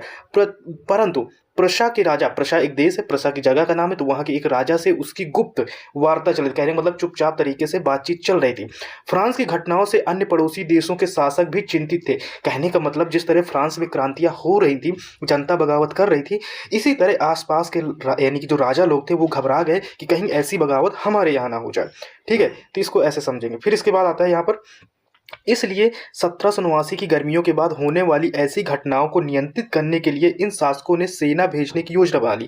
कहने का मतलब है कि इसको यानी कि जो जनता की जिस तरह यहाँ पर बगावत कर रही थी तो इसको कंट्रोल करने के विषय में ये राजा लोग सोचने लगे। फिर इसके बाद, लेकिन जब तक इस योजना पर अमल होता, यानी जब तक इस योजना पर सुधार होता, अप्रैल 1792 में नेशनल असेंबली ने प्राशा एवं ऑस्ट्रिया के विरुद्ध युद्ध की घोषणा का प्रस्ताव पारित कर दिया और प्रांतों से हजारों स्वयंसेवक सेना में भर्ती होने के लिए, ठीक है, जमा होने लगे, और उन्होंने इस युद्ध में को यूरोपीय राजाओं एवं कुलीन के विरुद्ध जनता की जंग के रूप में लिया। कहने का मतलब है कि अब क्या कहते हैं, जनता बगावत कर दी और सेना में भर्ती होकर यानी कि जो प्रशा थे वो लोग, यानी प्रशा के राजा आम लोगों को भर्ती करा के, जो रईस लोग थे, यहाँ पर जो कुलीन वर्ड आता है, यूरोपीय राजा और कुलीन, ठीक है, तो कुलीन का मतलब होता है रईस लोगों के विरुद्ध जनता की जंग के रूप में यानी कि रूप ले लिया। और उनके ओठों पर देशभक्ति के जो तराने थे, कहने के मतलब देशभक्ति के गाने या देशभक्ति की बातें उनकी जुबान पर रहते थे, उनमें से कवि, ठीक है, यानी रॉजर द लाइट द्वारा रचित मार्सिले भी था। यह गीत पहली बार मार्सिलेस के स्वयं सेवकों ने पेरिस की ओर कूच करते हुए गाया था। यानी पेरिस की तरफ जा रहे थे और ये गाना भी गाते हुए ये जा रहे थे, ठीक है, कहने का मतलब यही है। फिर इसके बाद इसलिए इस गाने का नाम मार्सिले हो गया, जो अब फ्रांस का राष्ट्रगान है। आते हैं नेक्स्ट स्टेप पे चलते हैं। क्रांतिकारी युद्धों से जनता को भारी क्षति, यानी कहने अब जब क्रांतिकारी होंगे ऑब्वियसली वो जनता के हित में लड़ रहे थे, लेकिन जब युद्ध करेंगे तो यानी कि अब इससे आर्थिक का मतलब इकोनॉमिकल कठिनाइयां झेलनी पड़ी, ठीक है।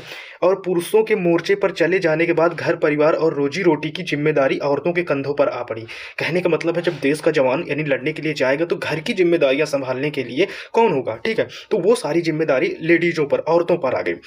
अब देश की आबादी के एक बड़े हिस्से को ऐसा लगता था कि क्रांति के सिलसिले को आगे बढ़ाने, ठीक है, की जरूरत है, यानी कि जो क्रांति चल रही है इसको लगातार आगे यानी कि बढ़ाया जाए, इसको रोका ना जाए।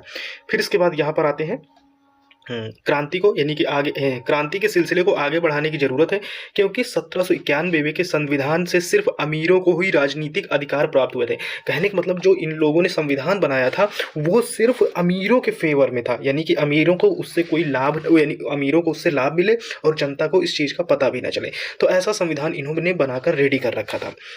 लोग राजनीतिक क्लबों के अड्डे जमा कर सरकारी नीतियों और अपनी कार्य योजना पर बहस करते थे। अब यहाँ पर क्लब वर्ड आया, ठीक है। क्लब का मतलब होता है जैसे कि आप क्लास में कोई ग्रुप बनाते हैं, ठीक है, कहते हैं कि वो बदतमीज बच्चों का ग्रुप है या अच्छे बच्चों का ग्रुप है, या आप 4-5 दोस्त मिलकर कोई ग्रुप बना लिए, या इन ग्रुपों के कुछ नाम दे दिए जाते, उन्हीं क्लबों, तो क्लब का मतलब आता है एक ग्रुप, ठीक है। इनमें से जैकोबिन क्लब सबसे सफल था, यानी कि जैकोबिन नाम है, जैकोबिन क्लब का नाम है, ग्रुप का नाम था, जिसका नाम पेरिस के भूतपूर्व कॉन्वेंट ऑफ सेंट जेकब के नाम पर पड़ा, ठीक है, यानी कॉन्वेंट ऑफ जेकब के नाम पर पड़ा, ये व्यक्ति का नाम है, जो अब इसी राजनीति समूह का अड्डा बना गया था। जैसे हमारे यहाँ कांग्रेस, बीजेपी, ये सारी क्या कहते हैं राजनीतिक समूह है, तो उसी तरह ये कॉन्वेंट जैकोबिक जो जैकोबिन है ये भी एक अड्डा और समूह बन गया था। इसे पूरी अवधि में महिलाएं भी यानी कि एक्टिव थी। इस पूरे यानी कि कार्यकाल में जब जब यानी कि ये जैकोबिन था इससे महिलाएं भी जुड़ी हुई थी और उन्होंने भी अपने क्लब बना लिए, यानी कि महिलाओं ने भी अपने एक ग्रुप बनाए। और इस अध्याय के खंड यानी कि इस चैप्टर के भाग 4 में आप उनकी एक्टिविटी एवं मांगों के बारे में पढ़ेंगे और जानेंगे, तो वो नीचे आपको मिल जाएगा। थोड़ा सा और जान लेते हैं इसके विषय में क्या है। यहाँ पर जैकोबिन क्लब के सदस्य मुख्यतः समाज के कम समृद्ध हिस्से से आते थे। कहने का मतलब ये मिडिल क्लास के लोग थे जो जैकोबिन क्लब में शामिल हुए थे, ठीक है। मान लेते हैं जैसे आम आदमी पार्टी, तो आम आदमी पार्टी मिडिल क्लास से लोगों से मिलकर बनी हुई है, ठीक है। ये इसको आपको सिर्फ यानी कि आपको सिर्फ समझने के लिए बताया जा रहा है। तो आम लोगों को मिलकर आप एक पार्टी बनाते हैं, तो ऐसे ही मिडिल क्लास के लोगों ने मिलकर जैकोबिन क्लब के सदस्य जो मेन थे वो ज़्यादातर कहाँ से आते थे, वो मिडिल क्लास से आते थे। इसमें से छोटे दुकानदार और कारीगर होते थे, जैसे जूता बनाने वाले, पेस्ट्री बनाने वाले, घड़ी साथ छपाई करने वाले, नौकर दिहाड़ी मजदूर शामिल थे, ये सब लोग शामिल थे। उनका नेता जो मैक्स मिलियन रोबे यानी कि रोबे एयर था। जैकोबिन के एक बड़े वर्ग ने गोदी कामकारों की तरह धारीदार लंबी पतलून पहनने का निर्णय किया। अब देखो हमारे यहाँ जैसे भारत में होता है नेता जैसे हम किसी नेता का नाम लेते हैं तो हमारे दिमाग में एक इमेज बनती है, वो इमेज रहती है कुर्ता और पैजामा, ठीक है। तो वहाँ के लोगों के यानी कि जैकोबिन क्लब से जो लोग जुड़े रहते थे तो वो एक बड़े वर्ग ने गोदी कामगारों की तरह, ठीक है, जो काम करते कामगार होते, धारीदार लंबी यानी कि एक पतलून पहनना शुरू किया, ठीक है, निर्णय लिया। ऐसा उन्होंने समाज के फैशन परस्त वर्ग, खास तौर से घुटने तक पहनने जाने वाले ब्रीचेस, घुटना पहनने वाले कुलीन से खुद को अलग करने के लिए किया। कहने का मतलब अमीरों से अपने आप को अलग करने के लिए इन्होंने जानबूझकर किया। अब अमीरों में क्या होता है कि यानी कि आप देखो अगर यूरोपियन कंट्री में जाए मोस्टली देखा जाए तो वो लोग सिर्फ घुटने तक कपड़े पहनते थे, ठीक है, घुटने तक, जैसे कि आजकल स्कर्ट या टॉप बोलते हैं, तो वैसे कपड़े वहाँ का कल्चर था और पहनते थे। तो जो मिडिल क्लास का लोग ये थे, ये धारीदार लंबा बढ़िया पैजामा कुर्ता पहनता था। अगर आप पुरानी फिल्में देखते हो तो जैसे हमारे यहाँ के जो जेल में कैदी होते हैं सेम टू सेम वैसे ही ये लोग कपड़े पहनते थे। अब यहाँ पर अपने आते हैं, यह ब्रीचेस पहनने वाले कुलीन की सत्ता समाप्ति का ऐलान का उनका तरीका था। कहने का मतलब जो रईस लोगों की जो अब तक चली आ रही थी एक तरह से पकड़, उसको कम करने का एक तरीका था, ठीक है। चलिए आते हैं नीचे। हाँ, यहाँ पर थोड़ा समझ लीजिए, ये जो कॉन्वेंट वर्ड आता है ये धार्मिक जीवन को समर्पित समूह की इमारत। कहने का मतलब हमारे यहाँ जैसे मंदिर है, आश्रम है, तो इसी तरह एक कॉन्वेंट बोलते हैं, ठीक है। हाँ, ये आपको समझा देते हैं। ये इमेज को देखिए, ये जो यानी कि जैकोबिन क्लब के जो मेंबर्स पहनते थे, तो ये मर्द ऐसे कपड़े पहनते थे, लेडीज ऐसे पहनते थे, ठीक है। यानी कि ये यहाँ पर तो ये एक जोड़ा है, जो एक कपल्स है, जो इसकी इमेज यहाँ पर दिखाई गई है आपको समझाने के लिए। अब ये थोड़ा यहाँ पर एक इमेज है, एक लेडीज है, तो इस आप इमेज को देखो, आपने बुक में पढ़ा होगा, देखा भी होगा, इसको और समझा देते हैं आपसे, ठीक है। यह क्या है, तो इस इमेज के विषय में डिटेल से पढ़ते हैं। नॉनी वेल लिबर्टी स्वतंत्रता, ठीक है, इसको यहाँ पर समझते हैं। यह किसी महिला कलाकार द्वारा रचित दुर्लभ चित्रों में से, कहने का मतलब ये किसी महिला ने ये इमेज बनाई है। क्रांतिकारी घटनाक्रम के बाद महिलाओं के लिए यह संभव हो गया कि वे स्थापित चित्रकारों के साथ प्रशिक्षण प्राप्त कर सकें, यानी कि ट्रेनिंग ले सकें, ठीक है। आप लोग आर्ट, जैसे पहले था कि आर्ट सिर्फ पुरुषों पे संभव था, लेकिन अब महिलाएं भी क्या कर सकती थी, यानी कि ट्रेनिंग ले सकती थी। हर 2 साल में लगने वाले सैलान नामक नुमाइश में अपने चित्रों को प्रदर्शित कर सकते हैं। जैसे हमारे यहाँ साइंस एग्जीबिशन होता है, तो वैसे ही हर 2 साल में यहाँ पर यानी कि इमेजेस बनने की, यानी कि आर्ट बनाने की, ये क्या कहते हैं, वो होता था, जिसको आप दिखा सकें, प्रदर्शित कर सकें, अपना टैलेंट दिखा सकें, ठीक है। तो ये सारी चीज़ें यानी कि एग्जीबिशन में होता था। तो एग्जीबिशन हर 2 साल में लगाया जाता था, वहाँ सब लोग अपने अपने आर्ट लेके जाते थे। यह तस्वीर स्वतंत्रता का नारी का रूप है, अर्थात नारी आखिरी स्वतंत्र का प्रतीक है। देखो, अब यहाँ पर आप उतनी देर से पढ़ रहे हैं, जब से ये फ्रांसीसी यानी कि क्रांति चल रही है, तो सब में आप एक चीज़ नोटिस करके कि यहाँ पर इमेजेस का बहुत बड़ा रोल है। तो इमेजेस का रोल इस वजह से है क्योंकि वहाँ पर तब यानी कि पढ़ने लिखने वाले ज़्यादा लोग थे नहीं, तो बुक्स और पत्रकारिता के दम पे यानी कि आम लोग पढ़ाई कर नहीं सकते थे। इस वजह से इमेज के माध्यम से, चित्रों के माध्यम से हम चीज़ों को अनपढ़ लोगों को आसानी से समझा सकते हैं। इस वजह से तब के टाइम पीरियड में आर्ट का जो कल्चर था बहुत ज़्यादा फेमस था, ठीक है। तो ये आर्ट वाली बात आपको समझ में आ गई होगी। अब यहाँ आते हैं, देखो ऊपर वाली लाइन है, इसलिए जैकोबिन को 100 कुलात के नाम से जाना गया। कुलात मतलब वही जो ड्रेसिंग सेंस है, जिसका शाब्दिक अर्थ होता है बिना घुटने वाले, मतलब बिना घुटने वाले। अमीर लोग तो घुटने तक कपड़े पहनते थे, लेकिन ये लोग पूरा ड्रेस, पूरा आपको दिखाया ऊपर इमेज में कि किस तरह ये लोग कुर्ता पहनते थे। 100 कुलात पुरुष लाल रंग की टोपियां भी पहनते थे, जो स्वतंत्रता का प्रतीक था, कहने मतलब फ्रीडम का एक चिन्ह था, ठीक है। लेकिन प्रतीक का मतलब साइन होता है, लेकिन महिलाओं को ऐसा करने की अनुमति नहीं थी। ये बहुत बड़ी प्रॉब्लम हो गई थी लोगों के साथ कि यहाँ पर महिलाओं को ये अधिकार नहीं दिया गया था। फिर इसके बाद 1792 की गर्मियों में जैकोबिन ने खाद्य पदार्थों की महंगाई एवं अभाव से नाराज पेरिस वासियों को लेकर एक विशाल हिंसक विद्रोह की योजना बनाई। कहने का मतलब अब खाने की कमी हो गई थी, ठीक है, अकाल लगातार पड़ते चले जा रहे थे। तो यहाँ पर यानी कि जो जैकोबिन थे, अब यहाँ पर नाराज जो पेरिस वासियों को लेकर एक प्लान तैयार किया जाता है, ठीक है। 10 अगस्त की सुबह उन्होंने ट्यूलेरिया के महल पर धावा बोल दिया। यही जैकोबिन क्लब के लोगों ने ही धावा बोला है, कंफ्यूज मत होइएगा। और राजा के रक्षकों को मार डाला, कहने का मतलब जो राजा के बॉडीगार्ड थे उनको मार डाला गया, और खुद राजा को कई घंटों तक यानी क्या बनाए थे, अरेस्ट किए हुए थे, बंधक बनाए रखा। बाद में असेंबली ने शाही परिवार को जेल में डाल देने का प्रस्ताव किया, ठीक है। अब यहाँ पर एक असेंबली वर्ड आया है। देखो, असेंबली वर्ड का मतलब ये होता है, आप लोगों ने अभी संविधान पढ़ा है कि संविधान किस तरह यहाँ पर बना था, फिर इसके बाद यहाँ लुई सोल्वे ने साइन किया, तो इसके बाद संविधान बन गया। तो ऑब्वियसली चीज संविधान बना होगा एक असेंबली में बना होगा, वहाँ बहुत सारे मेंबर रहते हैं।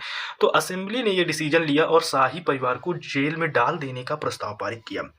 नए चुनाव का यानी फिर से नया चुनाव कराया गया, ठीक है। और 21 वर्ष से अधिक उम्र वाले सभी पुरुषों को, चाहे उनके पास संपत्ति हो या ना हो, मतदान का अधिकार दिया गया। कहने का मतलब अब 21 साल के लोग भी यहाँ पर शामिल होकर अपना अधिकार कर सकते थे। बातचीत को आगे बढ़ाते हैं। नवनिर्वाचित असेंबली को, ठीक है, यानी जो नई असेंबली बनी थी को कॉन्वेंस का नाम दिया गया, यानी कॉन्वेंस नाम चुना गया उस असेंबली का। और 21 सितंबर 1792 को इसने राजतंत्र का अंत कर दिया। कहने का मतलब अब राजा ही राजा नहीं बनेगा, राजा के खानदान का अब कोई व्यक्ति राजा नहीं बन सकता, ठीक है। इस चीज़ को खत्म कर दिया गया, यानी राज परिवार खत्म कर दिया गया। खत्म करने का मतलब उनका अब शासन नहीं रहेगा। और फ्रांस को एक गणतंत्र घोषित किया गया। गणतंत्र का मतलब होता है जहाँ पर लोकतंत्र होता है, जहाँ पर चुनाव होता है, उसे गणतंत्र बोलते हैं। इसका मतलब यहाँ पर अब क्या होगा, चुनाव घोषित किया गया। जैसा कि आप जानते हैं, गणतंत्र सरकार वह रूप है, देखो यहाँ समझो, जहाँ सरकार एवं उसके प्रमुख का चुनाव जनता करती है। गणतंत्र का मतलब वो होता है जहाँ पर जनता चुनाव करती है, ठीक है। यह वंशानुगत पीढ़ी दर पीढ़ी नहीं होती है, ठीक है। आपके परिवार या राजशाही नहीं हुआ, राजशाही नहीं है। आप कुछ अन्य गणतांत्रिक देशों के बारे में जानकारी प्राप्त करने की कोशिश करें और देखें कि वे कब और कैसे करते हैं। जैसे अमेरिका है, गणतंत्र देश है, भारत गणतंत्र देश है। ये सारी चीज़ें जहाँ पर चुनाव होते हैं वो सारी चीज़ें क्या होती है, गणतंत्र होते हैं। फिर इसमें आते हैं, लुई 16वें को न्यायालय द्वारा देशद्रोह के आरोप में मौत की सजा सुना दी गई। जो लुई 16वां था, यानी कि जो अभी आपको बताया कि बंधक राजा को बनाए थे, फिर इसके बाद इसको सजा सुना दी गई और मौत की सजा सुनाई गई। 21 जनवरी 1793 को प्लेस डी लॉ यानी कि कॉनकॉर्ड में उसके सार्वजनिक रूप से फांसी दे दी गई। जल्द ही रानी मेरी एंतोनेतो का भी वही हश्वा, कहने मतलब एंतोनेता को भी वही हश्वा यानी मौत की सजा ही सुनाई गई। ठीक है, फिर इसके बाद यहाँ पर आते हैं नीचे, जैसे आपको देशद्रोह वर्ड ना समझ समझा दें। देशद्रोह का मतलब होता है अपने देश के साथ गद्दारी करना, यही देशद्रोह होता है। चलिए फिर आते हैं, यहाँ पढ़ते हैं, ये लाइन क्या है देखो, आतंक राज। ठीक है, कैसे सन 1793 से 1794 तक के काल को, ठीक टाइम पीरियड को आतंक का युग कहा जाता है। आतंक का युग कहने का मतलब जहाँ पर बहुत ज़्यादा मारा पीटी, कोई चैन से सो नहीं पा रहा है, खाने की कमी है, पीने की कमी है, अकाल भी पड़ रहा है, तो ऐसी चीज़ों में क्या होता है, चोरी होगी, लड़ाइयाँ होंगी, बहुत सारे रेप मर्डर, ये सब सारी चीज़ें होती हैं। रोबेस्पियर ने नियंत्रण एवं दंड की सख्त नीति है भाई। अब जो रोबेस्पियर को चुना गया था प्रेजेंट टाइम पे भी, वहाँ का प्रधानमंत्री या राजा जो भी कहें, तो उसने ये चीज़ कंट्रोल करने के लिए बहुत ज़्यादा क्या सख्त नीति, सख्त मतलब बहुत ज़्यादा टाइट प्रशासन बनाया। और उसके हिसाब से गणतंत्र मतलब यानी गणतंत्र के जो शत्रु थे, गणतंत्र मतलब देश के जो शत्रु थे, चाहे वो कुलीन मतलब रईस लोग या पादरी लोग हों या अन्य राजनीतिक दलों के सदस्य हों, उसकी कार्यशैली से असहमति रखने वाले पार्टी सदस्य, कहने का मतलब है बड़े लोग थे, पादरी लोग थे, जो भी ये पॉलिटिकल दल के जो सदस्य थे, उनकी कार्य अब इससे रोबेस्पियर की काम करने की इस नीति से बहुत ज़्यादा क्या थे, असहमति थे, यानी कि उसके फेवर में नहीं थे। रोबेस्पियर की बहुत सख्त यानी कि प्रशासन को अपनाया, उन सभी को गिरफ्तार कर जेल में डाल दिया। अब इन सभी को गिरफ्तार करके रोबेस्पियर ने जेल में डाल दिया और एक क्रांतिकारी न्यायालय द्वारा उन पर मुकदमा चलाया गया। ठीक है, कहने का मतलब क्रांतिकारी घोषित कर, आतंकवादी घोषित करके इन पर मुकदमा चलाया गया। ठीक है, जैसे कि अभी तक बीजेपी जिस तरह करती थी ईडी का इस्तेमाल करके, और भी बहुत सारे लोग चुनाव के टाइम पीरियड में जेल में डाल देती है, तो जनता काफ़ी भड़की। तो अब तो ये सारा चीज़ नहीं हो रहा है, लेकिन पहले कितना होता था। तो ये सारी चीज़ें होती हैं। यदि न्यायालय उन्हें दोषी पाता है तो गिलोटिन पर चढ़ाकर उनका सिर कलम कर दिया जाता था। अब गिलोटिन वर्ड आया है, ठीक है, तो यहाँ पर देखो, दो खंभों के बीच लटकते आरे वाली मशीन तथा जिस पर रखकर अपराधी का सिर धड़ से अलग कर दिया जाता है, इस मशीन का नाम इसके आविष्कारक डॉक्टर गिलोटिन के नाम पर रखा गया। देखो, अब आपको गिलोटिन वर्ड आया है, तो गिलोटिन आपने अगर पुरानी फिल्में या हॉलीवुड की फिल्में देखें तो वहां पर आता है। गिलोटिन ऐसे दो खंभे होते हैं, ठीक है, और इन दो खंभों के बीच में यहाँ पर एक व्यक्ति का सर यहाँ पर बाहर करके निकाल दिया जाता है, और यहाँ पर ऊपर एक आरे वाली मशीन रहती है और ये तेजी से नीचे आती है और इस व्यक्ति का सर कट जाता है, तो इसे गिलोटिन बोलते हैं। अब शायद आपको चीज़ें समझ में आ गई होंगी। चलो आते हैं यहाँ पर, रोबोस्पियर सरकार ने कानून बनाकर मजदूरी एवं कीमतों को अधिकतम सीमा तय कर दी। कहने का मतलब कानून और मजदूरी बनाई और इसकी अधिकतम, कहने का मतलब कम से कम नहीं लेकिन ज़्यादा से ज़्यादा कीमत इसकी फिक्स कर दी। फिर इसके बाद गोश्त मतलब जानते हो मीट, चिकन, ये भी जो भी हो, पाव रोटी की राशि यानी रशनिंग कर दी। रशनिंग करने का मतलब है कि उनकी यानी ज़्यादा मात्रा पर, ठीक है, डेवलप कर दी। किसानों को अपना अनाज शहरों में लाकर सरकार द्वारा तय कीमतों पर बेचने के लिए बाध्य किया गया। यानी किसान अब अपनी मन चाहे कीमत नहीं ले सकता था, लेकिन सरकार द्वारा तय की गई कीमतों पर उसे अनाज बेचना पड़ता था। अब जैसे मान लो गेहूं प्रेजेंट टाइम पर 30 रुपये के जी है, ठीक है, 30 रुपये के जी है, लेकिन सरकार पॉलिसी बना दे कि नहीं, आप 15 रुपये के जी का ही गेहूं बेच सकते हैं, तो अब ये किसानों के लिए नुकसानदेह होगा। ठीक है, तो यही बात उसने कह दी, यानी कि पहले से कीमत फिक्स कर दी गई और उस कीमत में बेचना पड़ता था। अब यहाँ पर, ठीक है, यानी अगर अपेक्षाकृत का मतलब कंपेयर होता है, यानी कि कंपेयर करते ही यानी अपेक्षाकृत महंगे सफ़ेद आटे के इस्तेमाल पर रोक लगा दी गई। ठीक है, जो महंगा और सफ़ेद आटा था, पहले आटा इतना ज़्यादा, आज जिस तरह आप गेहूं की रोटियां खाते थे इतना ज़्यादा वो नहीं होता है, ठीक है, पहले महंगा था, जितना सफ़ेद आटा होता है वो रईस लोग खाते हैं, तो इस सफ़ेद आटे पर यानी कि इस्तेमाल पर रोक लगा दी गई। सभी नागरिकों के लिए साबुत गेहूँ से बनी और यानी बराबरी का प्रतीक, ठीक है, साबुत और गेहूं की बनी यानी कि बराबरी का प्रतीक मानी जाने वाली यानी क्षमता रोटी खाना अनिवार्य कर दिया गया। कहने मतलब साबुत और गेहूं की रोटी खाना सबके लिए अनिवार्य कर दिया गया। ठीक है, लैंग्वेज में मत जाना। बोलचाल और संबोधन में भी यानी कि बराबरी आचार व्यवहार लागू कर दिया, यानी कि बोलचाल में भी आप बराबरी का वर्ड यूज कर सकते हो। लागू करने की कोशिश की गई। परंपरागत यानी कि मानस्यूर, यानी मानस्यूर का मतलब होता है महाशय, और एवं मदाम का मतलब महोदय होता है, ठीक है, ये वर्ड यूज कर सकते के स्थान पर अब सभी फ्रांसीसी पुरुषों एवं महिलाओं को यानी सितोयोन यानी नागरिक एवं सितोयीन नागरिका नाम से संबोधित किए जाने लगा। मतलब ये दो नाम जो थे, एक सियोतोन, ठीक है, और एक सियोतीन, ये दो वर्ड ज़्यादा फेमस हुए, ठीक है। और चर्चों को बंद कर दिया, जो चर्च थे जहाँ पादरी रहते थे, पंडित लोग रहते थे, उस चर्च को बंद कर दिया गया। उनके भवनों को बैरक, बैरक मतलब जहाँ पर गोला बारूद ये सब रखा जाता है, प्लस दफ्तर बना यानी ऑफिस बना दिया गया, जो चर्च वर्च थे। चलो आगे की लैंग्वेज पढ़ते हैं।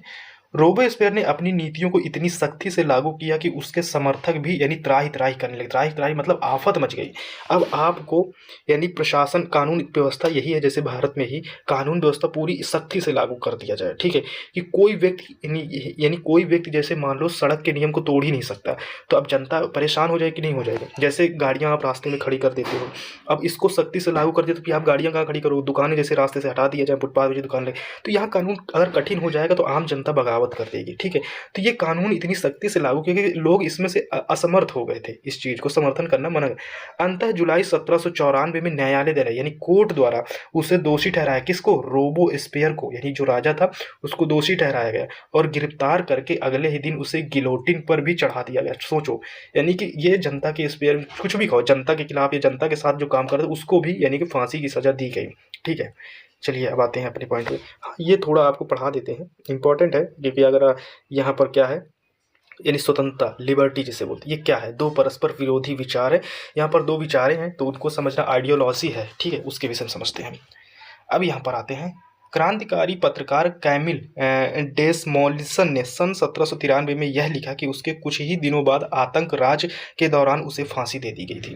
तो एक पत्रकार था, उसे फांसी दे दी गई थी क्योंकि उसने ये बातें लिखी थी। किस बात, कौन सी बातें लिखी थी वो पढ़ के बताऊंगा, तब जाकर आपको समझ में आएगा कि उसे फांसी क्यों मिली थी। आइए आपको समझते आते हैं। देखो, कुछ लोगों का मानना है कि स्वतंत्रता एक शिशु के समान है, ठीक है। स्वतंत्रता कैसी है? एक शिशु के समान है, जिसे परिपक्व होने में यानी मिच्योर होने तक अनुशासन की अवस्था से गुजरना आवश्यक है। पर सत्य कुछ और है। स्वतंत्रता, सुख शांति, विवेक और समानता एवं न्याय यह अधिकारों का घोषणा है, यानी कि इससे आप घोषणा कर सकते हैं। आप शायद अपने सभी दुश्मनों का सिर काट देना चाहते हैं। क्या इससे बड़ी मूर्खता हो सकती है? आप अपने सारे दुश्मनों को मार देना चाहते हैं, तो ये बहुत बड़ी, यानी कि जैसे लोकतंत्र है, बीजेपी है, ऐसे बात को समझो। जैसे हमारे भारत में क्या है, बीजेपी एक सरकार है, प्रेजेंट टाइम पे सरकार, इसको अपने फेवर में मत लीजिएगा, इसको समझाने के लिए बताया जा रहा है इस हम पर। जैसे मान लो बीजेपी है प्रेजेंट टाइम पे सरकार, और ये क्या करे, सारी पार्टियों को जो भी इसके विरोध में खड़े सबको मार दे। जैसे आप भी यानी कि बीजेपी के यानी कि विरोध में खड़े होते हैं या उसका कहते हैं कि आपकी सरकार अच्छी नहीं, कुछ यानी कि एलिगेशन लगाते हैं, तो अब ये क्या करे, अपने सारे दुश्मनों को मारते चले जाए। तो इससे क्या होगा, यानी कि अब ये इससे तो सरकार यानी कि ज़्यादा दिन चल ही नहीं पाएगी, ठीक है, जनता में आक्रोश फैलेगा, ठीक है, इस सबके फेवर की बात भी नहीं है। तो ये बात ये कहता है, यह किसी एक व्यक्ति को उसके यानी दासियों, सगे संबंधियों को दुश्मन बनाए बिना फांसी के तख्ते तक लाना संभव है। 7 फरवरी 1794 को रोबोस्पियर ने कन्वेंशन में भाषण दिया था। ये कन्वेंशन में इसने भाषण दिया था, जो ला मोनितेर यूनिवर्सल अखबार में छपा, ठीक है, ये अखबार का नाम भी दे दिया गया है। उसी भाषण का एक ये क्या है, अंश है। भाषण बड़ा लंबा चौड़ा दिया होगा, ठीक है, लेकिन उसका कुछ अंश यहाँ पर छपा हुआ मिला है, क्योंकि पेपर में छपा था और इसको लोग समझ भी गए। जो राजा समझ गया तो इसको भी लपेट दिया। अब देखो, लोकतंत्र को स्थापित और सुदृढ़ करने के लिए संविधान समझ शांतिपूर्ण यानी शांतिपूर्ण शासन के लिए हम सबसे पहले अत्याचारी निरकुंशता के विरुद्ध स्वतंत्रता की लड़ाई को अंतिम परिणति तक पहुंचना होगा। गणतंत्र के घरेलू एवं बाहरी दुश्मनों का विनाश करना आवश्यक है, अन्यथा हम खुद ही नष्ट हो जाएंगे। देखो, हमारे देश के जो अंदर दुश्मन है, जो बाहर दुश्मन है, उनको नष्ट करना जरूरी है, लेकिन अपने लोगों को मारना और उन पे ध्वंस जमाना ये गलत है। यहाँ पर हमारा गणतंत्र यानी कि हमारा फ्रीडम ही खतरे में आ जाएगा। हम फ्रीडम बनाने के लिए सरकार को बनाएं और वो सरकार हमारे मन का काम ही ना करने दे, तो इसके विरुद्ध में तो हम खड़े ही होंगे, ठीक है। तो अब बात समझ में आई होगी। क्रांति के दौर में लोकतांत्रिक सरकार आतंक का सहारा ले सकती है। आतंक बस कठोर और तुरंतता अन्याय न्याय है, जिसका प्रयोग यानी कि आतंक का मतलब तुरंत न्याय करना होता है और तुरंत न्याय से कोई हल नहीं निकलता, जिसका प्रयोग पितृभूमि अति आवश्यक जरूरतों को पूरा करने के लिए किया जाएगा, ठीक है। फिर आते हैं यहाँ पर क्या है, आतंक के जरिए स्वतंत्रता के दुश्मनों पर अंकुश लगाना गणतंत्र के संस्थापक का अधिकार है। ये एक पत्रकार की देखो यहाँ पर छापा हुआ अंश था, उसका भाषण था और ये छापा गया और इस भाई साहब को, ये जो इमेज दिख रहा है, इन्हीं भाई साहब को फांसी में चढ़ा दिया गया था क्योंकि इन्होंने वहाँ पर बोलने की कोशिश की थी। ये इमेजेस है, इसको ध्यान से देख लो, ठीक है। ये वहाँ का इमेज है, इसको पढ़ लेते हैं। नीचे दिया गया है, क्रांतिकारी सरकार ने अनेक प्रकार की जनता की वफादारी हासिल करना चाहिए। उनमें से इस प्रकार के उत्सव आयोजन गौरव इतिहास सभा को संप्रेषित करने के लिए प्राचीन यूनान रोम सभ्यताओं के प्रतीकों का इस्तेमाल किया गया। मंच के बीचों बीच बने पायों पर टिका हुआ, ठीक है, क्लासिक मंडप, यानी कि जो क्लासिक मंडप है, एक मिनट, जो क्लासिक मंडप है, ये जो क्लासिक मंडप है, इसको ध्यान से देखो। हाँ, तो बीचों बीच ये टिका हुआ क्लासिक मंडप अस्थायी सामग्री का बना था जिसे जब चाहे तोड़ा जा सकता, कहने का मतलब इसको जब चाहो तब तोड़ा जा सकता था। ये एक मंडप तैयार किया गया था। यहाँ पर आते हैं, क्या है, यहाँ पर आते हैं डायरेक्टरी शासित फ्रांस, ठीक है। जैकोबिन के पतन के बाद, अब जैकोबिन सरकार धीरे धीरे खत्म हो गई। पतन के बाद मध्य वर्ग के लोग, यानी कि जो मिडिल क्लास के संपन्न तबके के, जो अच्छे घर के पास सत्ता आ गई, कहने का मतलब अच्छे लोगों के पास सत्ता आ गई। नए संविधान के तहत संपत्तिहीन तबके के मताधिकार से वंचित कर दिया गया। इस संविधान को 2 चुनी गई विधान परिषदों में प्रावधान था, ठीक है। क्या था, इन परिषदों ने 5 सदस्यों वाली एक कार्यपालिका बनाई थी जिसे यानी कि डायरेक्टरी को नियुक्त किया गया। इस प्रावधान के जरिए जैकोबिन के शासनकाल वाली एक व्यक्ति केंद्रित कार्यपालिका से बचाने की कोशिश की गई, लेकिन डायरेक्टरों का झगड़ा अक्सर विधान परिषद में होता था। कहने का मतलब आपस में खींच, आप यहाँ लोकसभा राज्यसभा की अगर जब बातचीत सुनते होंगे, देखते होंगे कि वहाँ पर नेता लोग आपस में लड़ पड़ते हैं, तो वही चीज़ बताया जा रहा है। और तब परिषद उन्हें बर्खास्त करने की चेष्टा करती थी। डायरेक्टरी की राजनीति अस्थिरता ने सैनिक तानाशाह नेपोलियन बोनापार्ट के उदय का मार्ग प्रशस्त कर दिया। अब जिस तरह ये लोग आपस में लड़ते झगड़ते थे, तो अब नए नए तानाशाह आने लगे, ठीक है। तानाशाह का मतलब जैसे कि हम हमारे इतनी समय पृथ्वी में किम जोंग को हम एग्जाम्पल के तौर पर देख सकते हैं, ठीक है। तानाशाह का मतलब होता है जहाँ पर सिर्फ उसी की चले और किसी की नहीं। तो ये सारी चीज़ें, चलिए आते हैं सरकार के स्वरूप में। इन सभी परिवर्तन के दौरान स्वतंत्रता, विधि, समता, समानता, बंधुत्व प्रेरक आदर्श बने रहे। कहने का मतलब ये लिबर्टी, इक्वलिटी, ठीक है, ब्रदरहुड, ये सब सारी चीज़ें एक तरह से इम्प्रेशन बने रहे। इन मूल्य आगामी सदी में ना सिर्फ फ्रांस बल्कि बाकी यूरोप के राजनीतिक आंदोलन को भी प्रेरित किया। इससे लोग क्या हुए, यानी कि आकर्षित हुए, यानी कि अट्रैक्ट हुए। जैसे हम किसी की बातें सुनकर अच्छे से अच्छी जब किसी की अच्छी अच्छी बातें सुनते हैं तो उसके लिए एक अट्रैक्शन आता है हमारे मन में। तो वही सारी चीज़ें, यानी कि फ्रांस के जो कल्चर को देखकर अब आसपास के देशों पर अट्रैक्शन आने लगा। अब यहाँ पर थोड़ा ये पढ़ते हैं कि क्या महिलाओं के लिए भी क्रांति हुई? तो ऑब्वियसली हाँ, महिलाओं के लिए क्रांति हुई थी। ये एक पेंटिंग है जो मिलता है, यानी कि हाँ, महिलाओं ने यहाँ पर यानी कि क्रांति की थी। तो महिलाओं के विषय में थोड़ा पढ़ लेते हैं, क्या है। तो यहाँ पर अगर इमेज के विषय में आप पढ़ना चाहें तो 5 अक्टूबर की घटना के कई चित्रों में से एक है ये। उस दिन महिलाएं पेरिस के वर्साय जाकर राजा को अपने साथ लेकर लौटी थी। यहाँ पर देखो क्या है,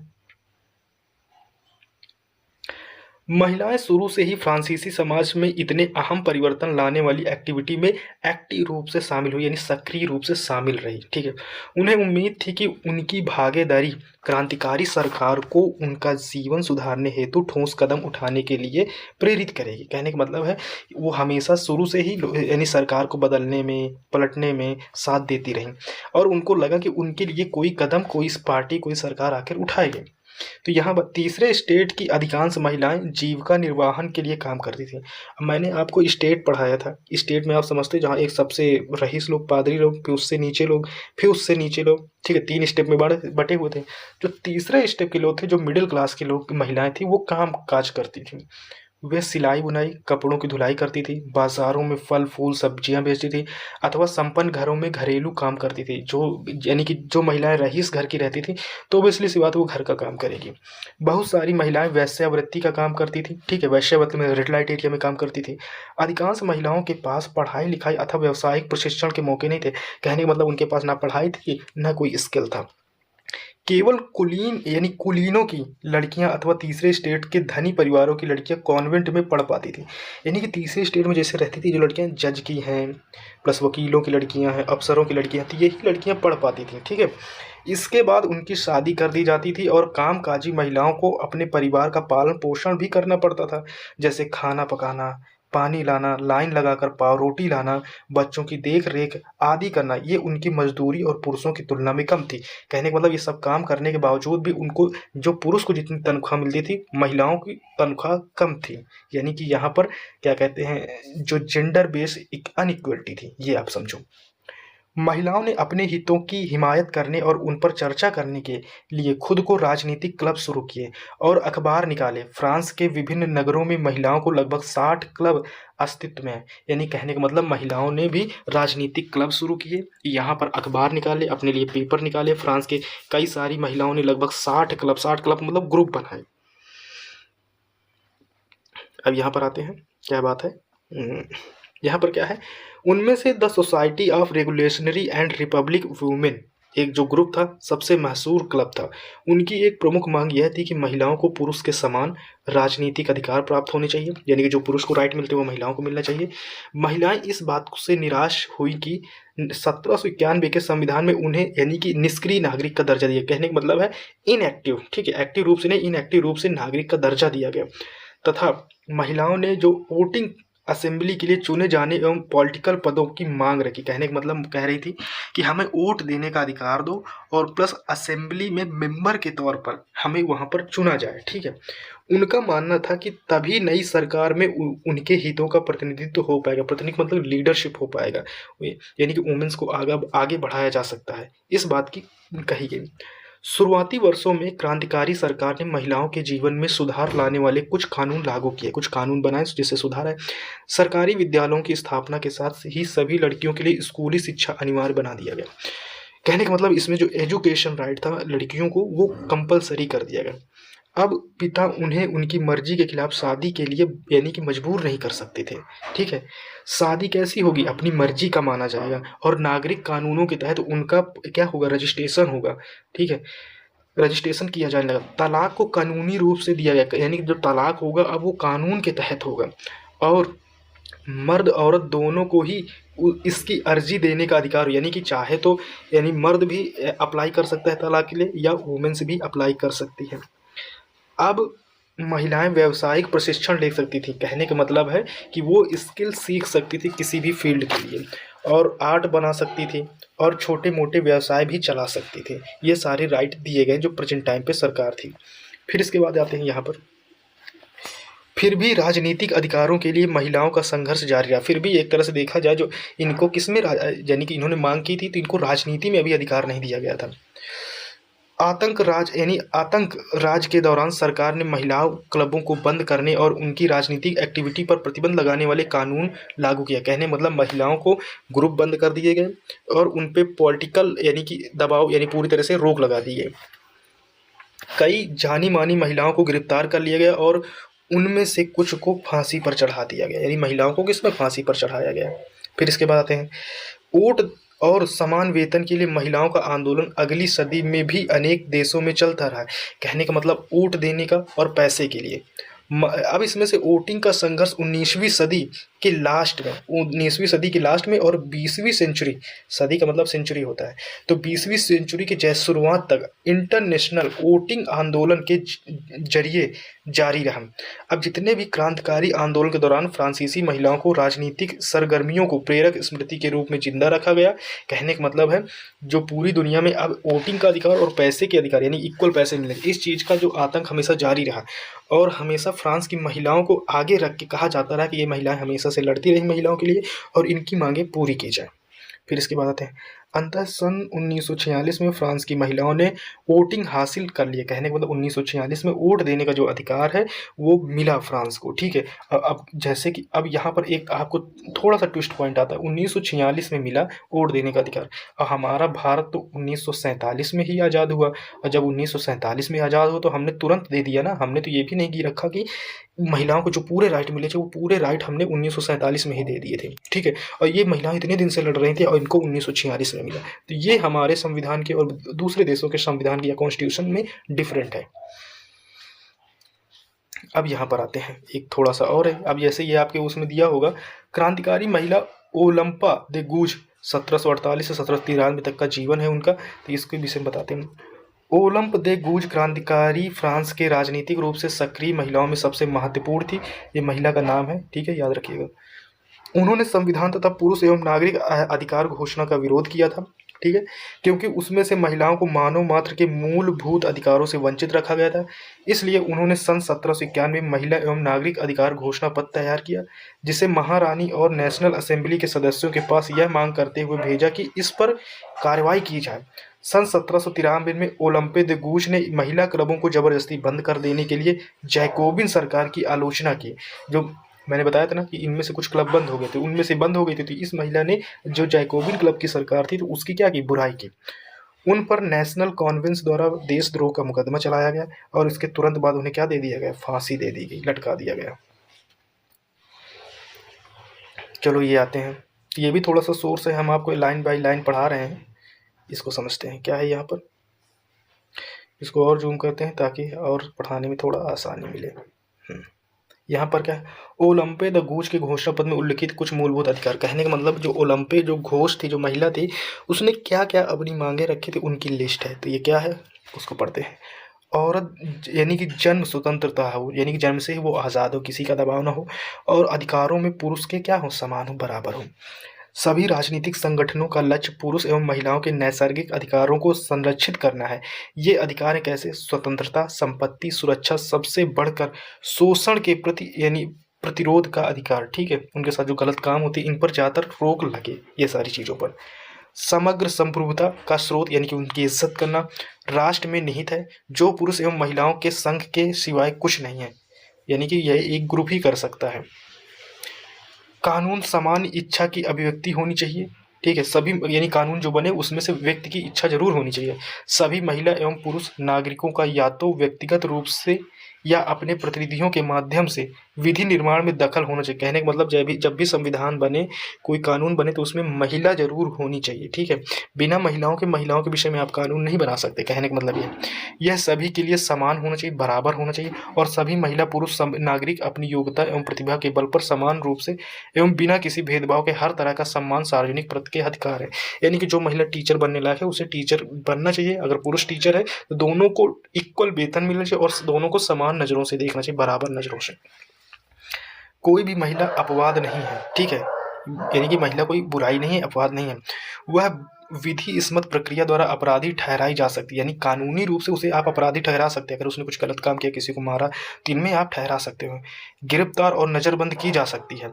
पुरुषों की तरह महिलाएं भी इस कठोर कानून का पालन करें, यानी कि महिलाओं पर भी आप केस कानून लगा सकते हैं, ये सारी चीज़ें।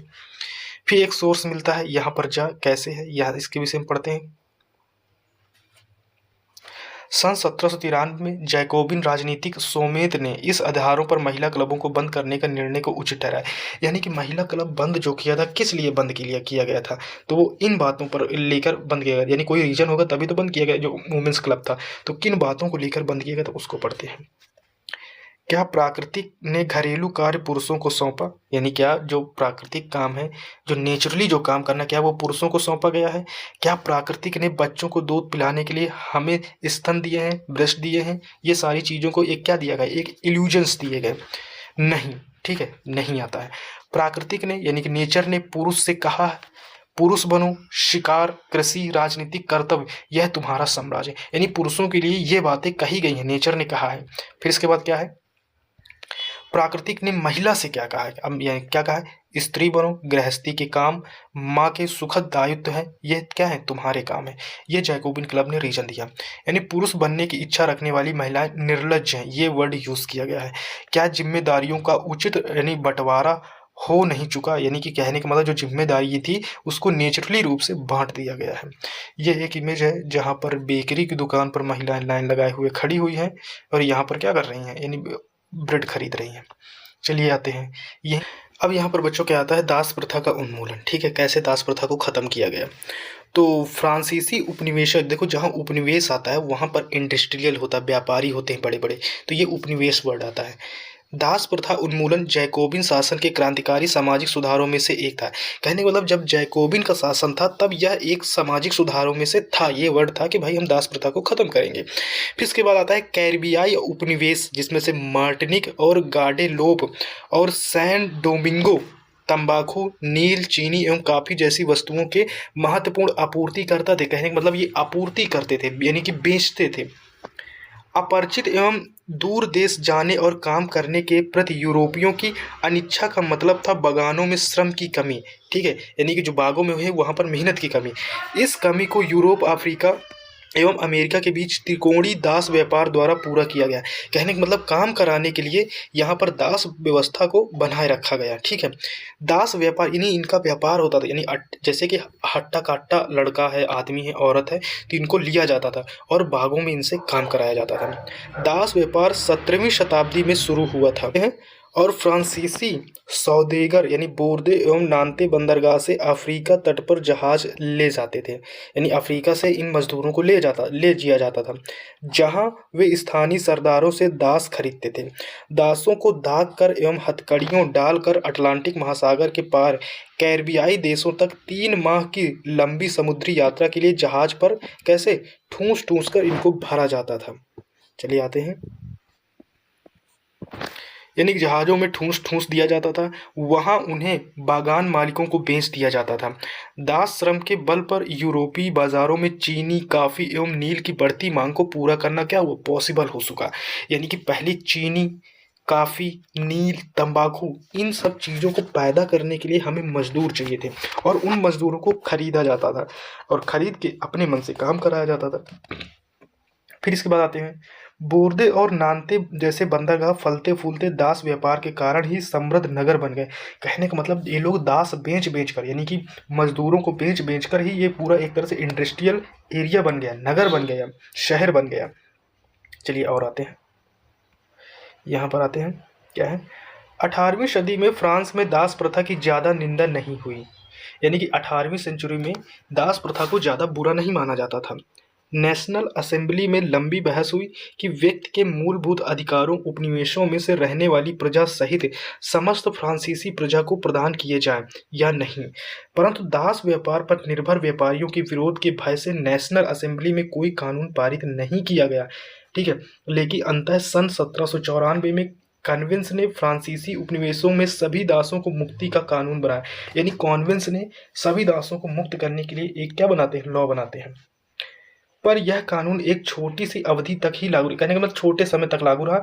10 वर्ष बाद नेपोलियन ने दास प्रथा फिर से शुरू कर दी और बागान मालिकों को अपने, ठीक है आगे बढ़ते, बागान मालिकों को अपने आर्थिक हित यानी पैसों के लिए, इकोनॉमिकों को साधने के लिए अफ्रीकी नीग्रो लोगों को गुलाम बनाने की स्वतंत्रता मिल गई। यानी फिर से अब यानी कि गुलाम बना सकते हो।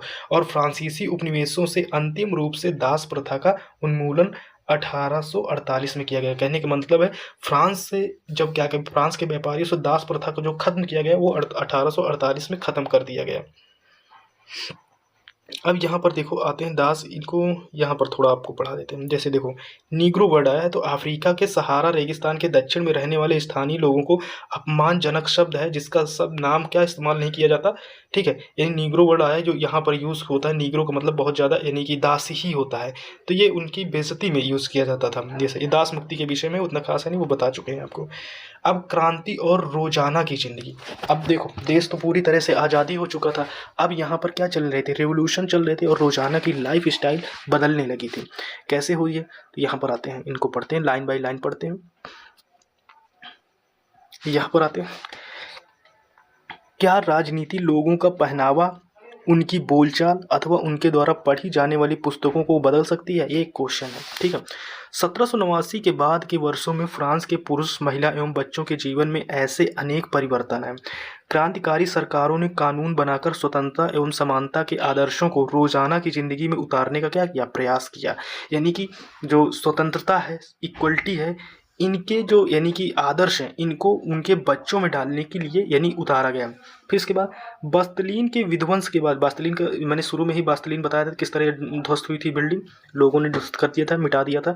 1789 की गर्मियों में जो सबसे महत्वपूर्ण कानून अस्तित्व में आया वह यह था कि सेंसरशिप की समाप्ति। ठीक है, प्राचीन राजतंत्र के अंतर्गत तमाम लिखित सामग्री जो चीज़ें थी, संस्कृति एक्टिविटी, किताबों के, अखबार, नाटक को राजा के सेंसर अधिकारियों द्वारा पास किए जाने के बाद ही प्रकाशित या मंचित किया जा सकता था।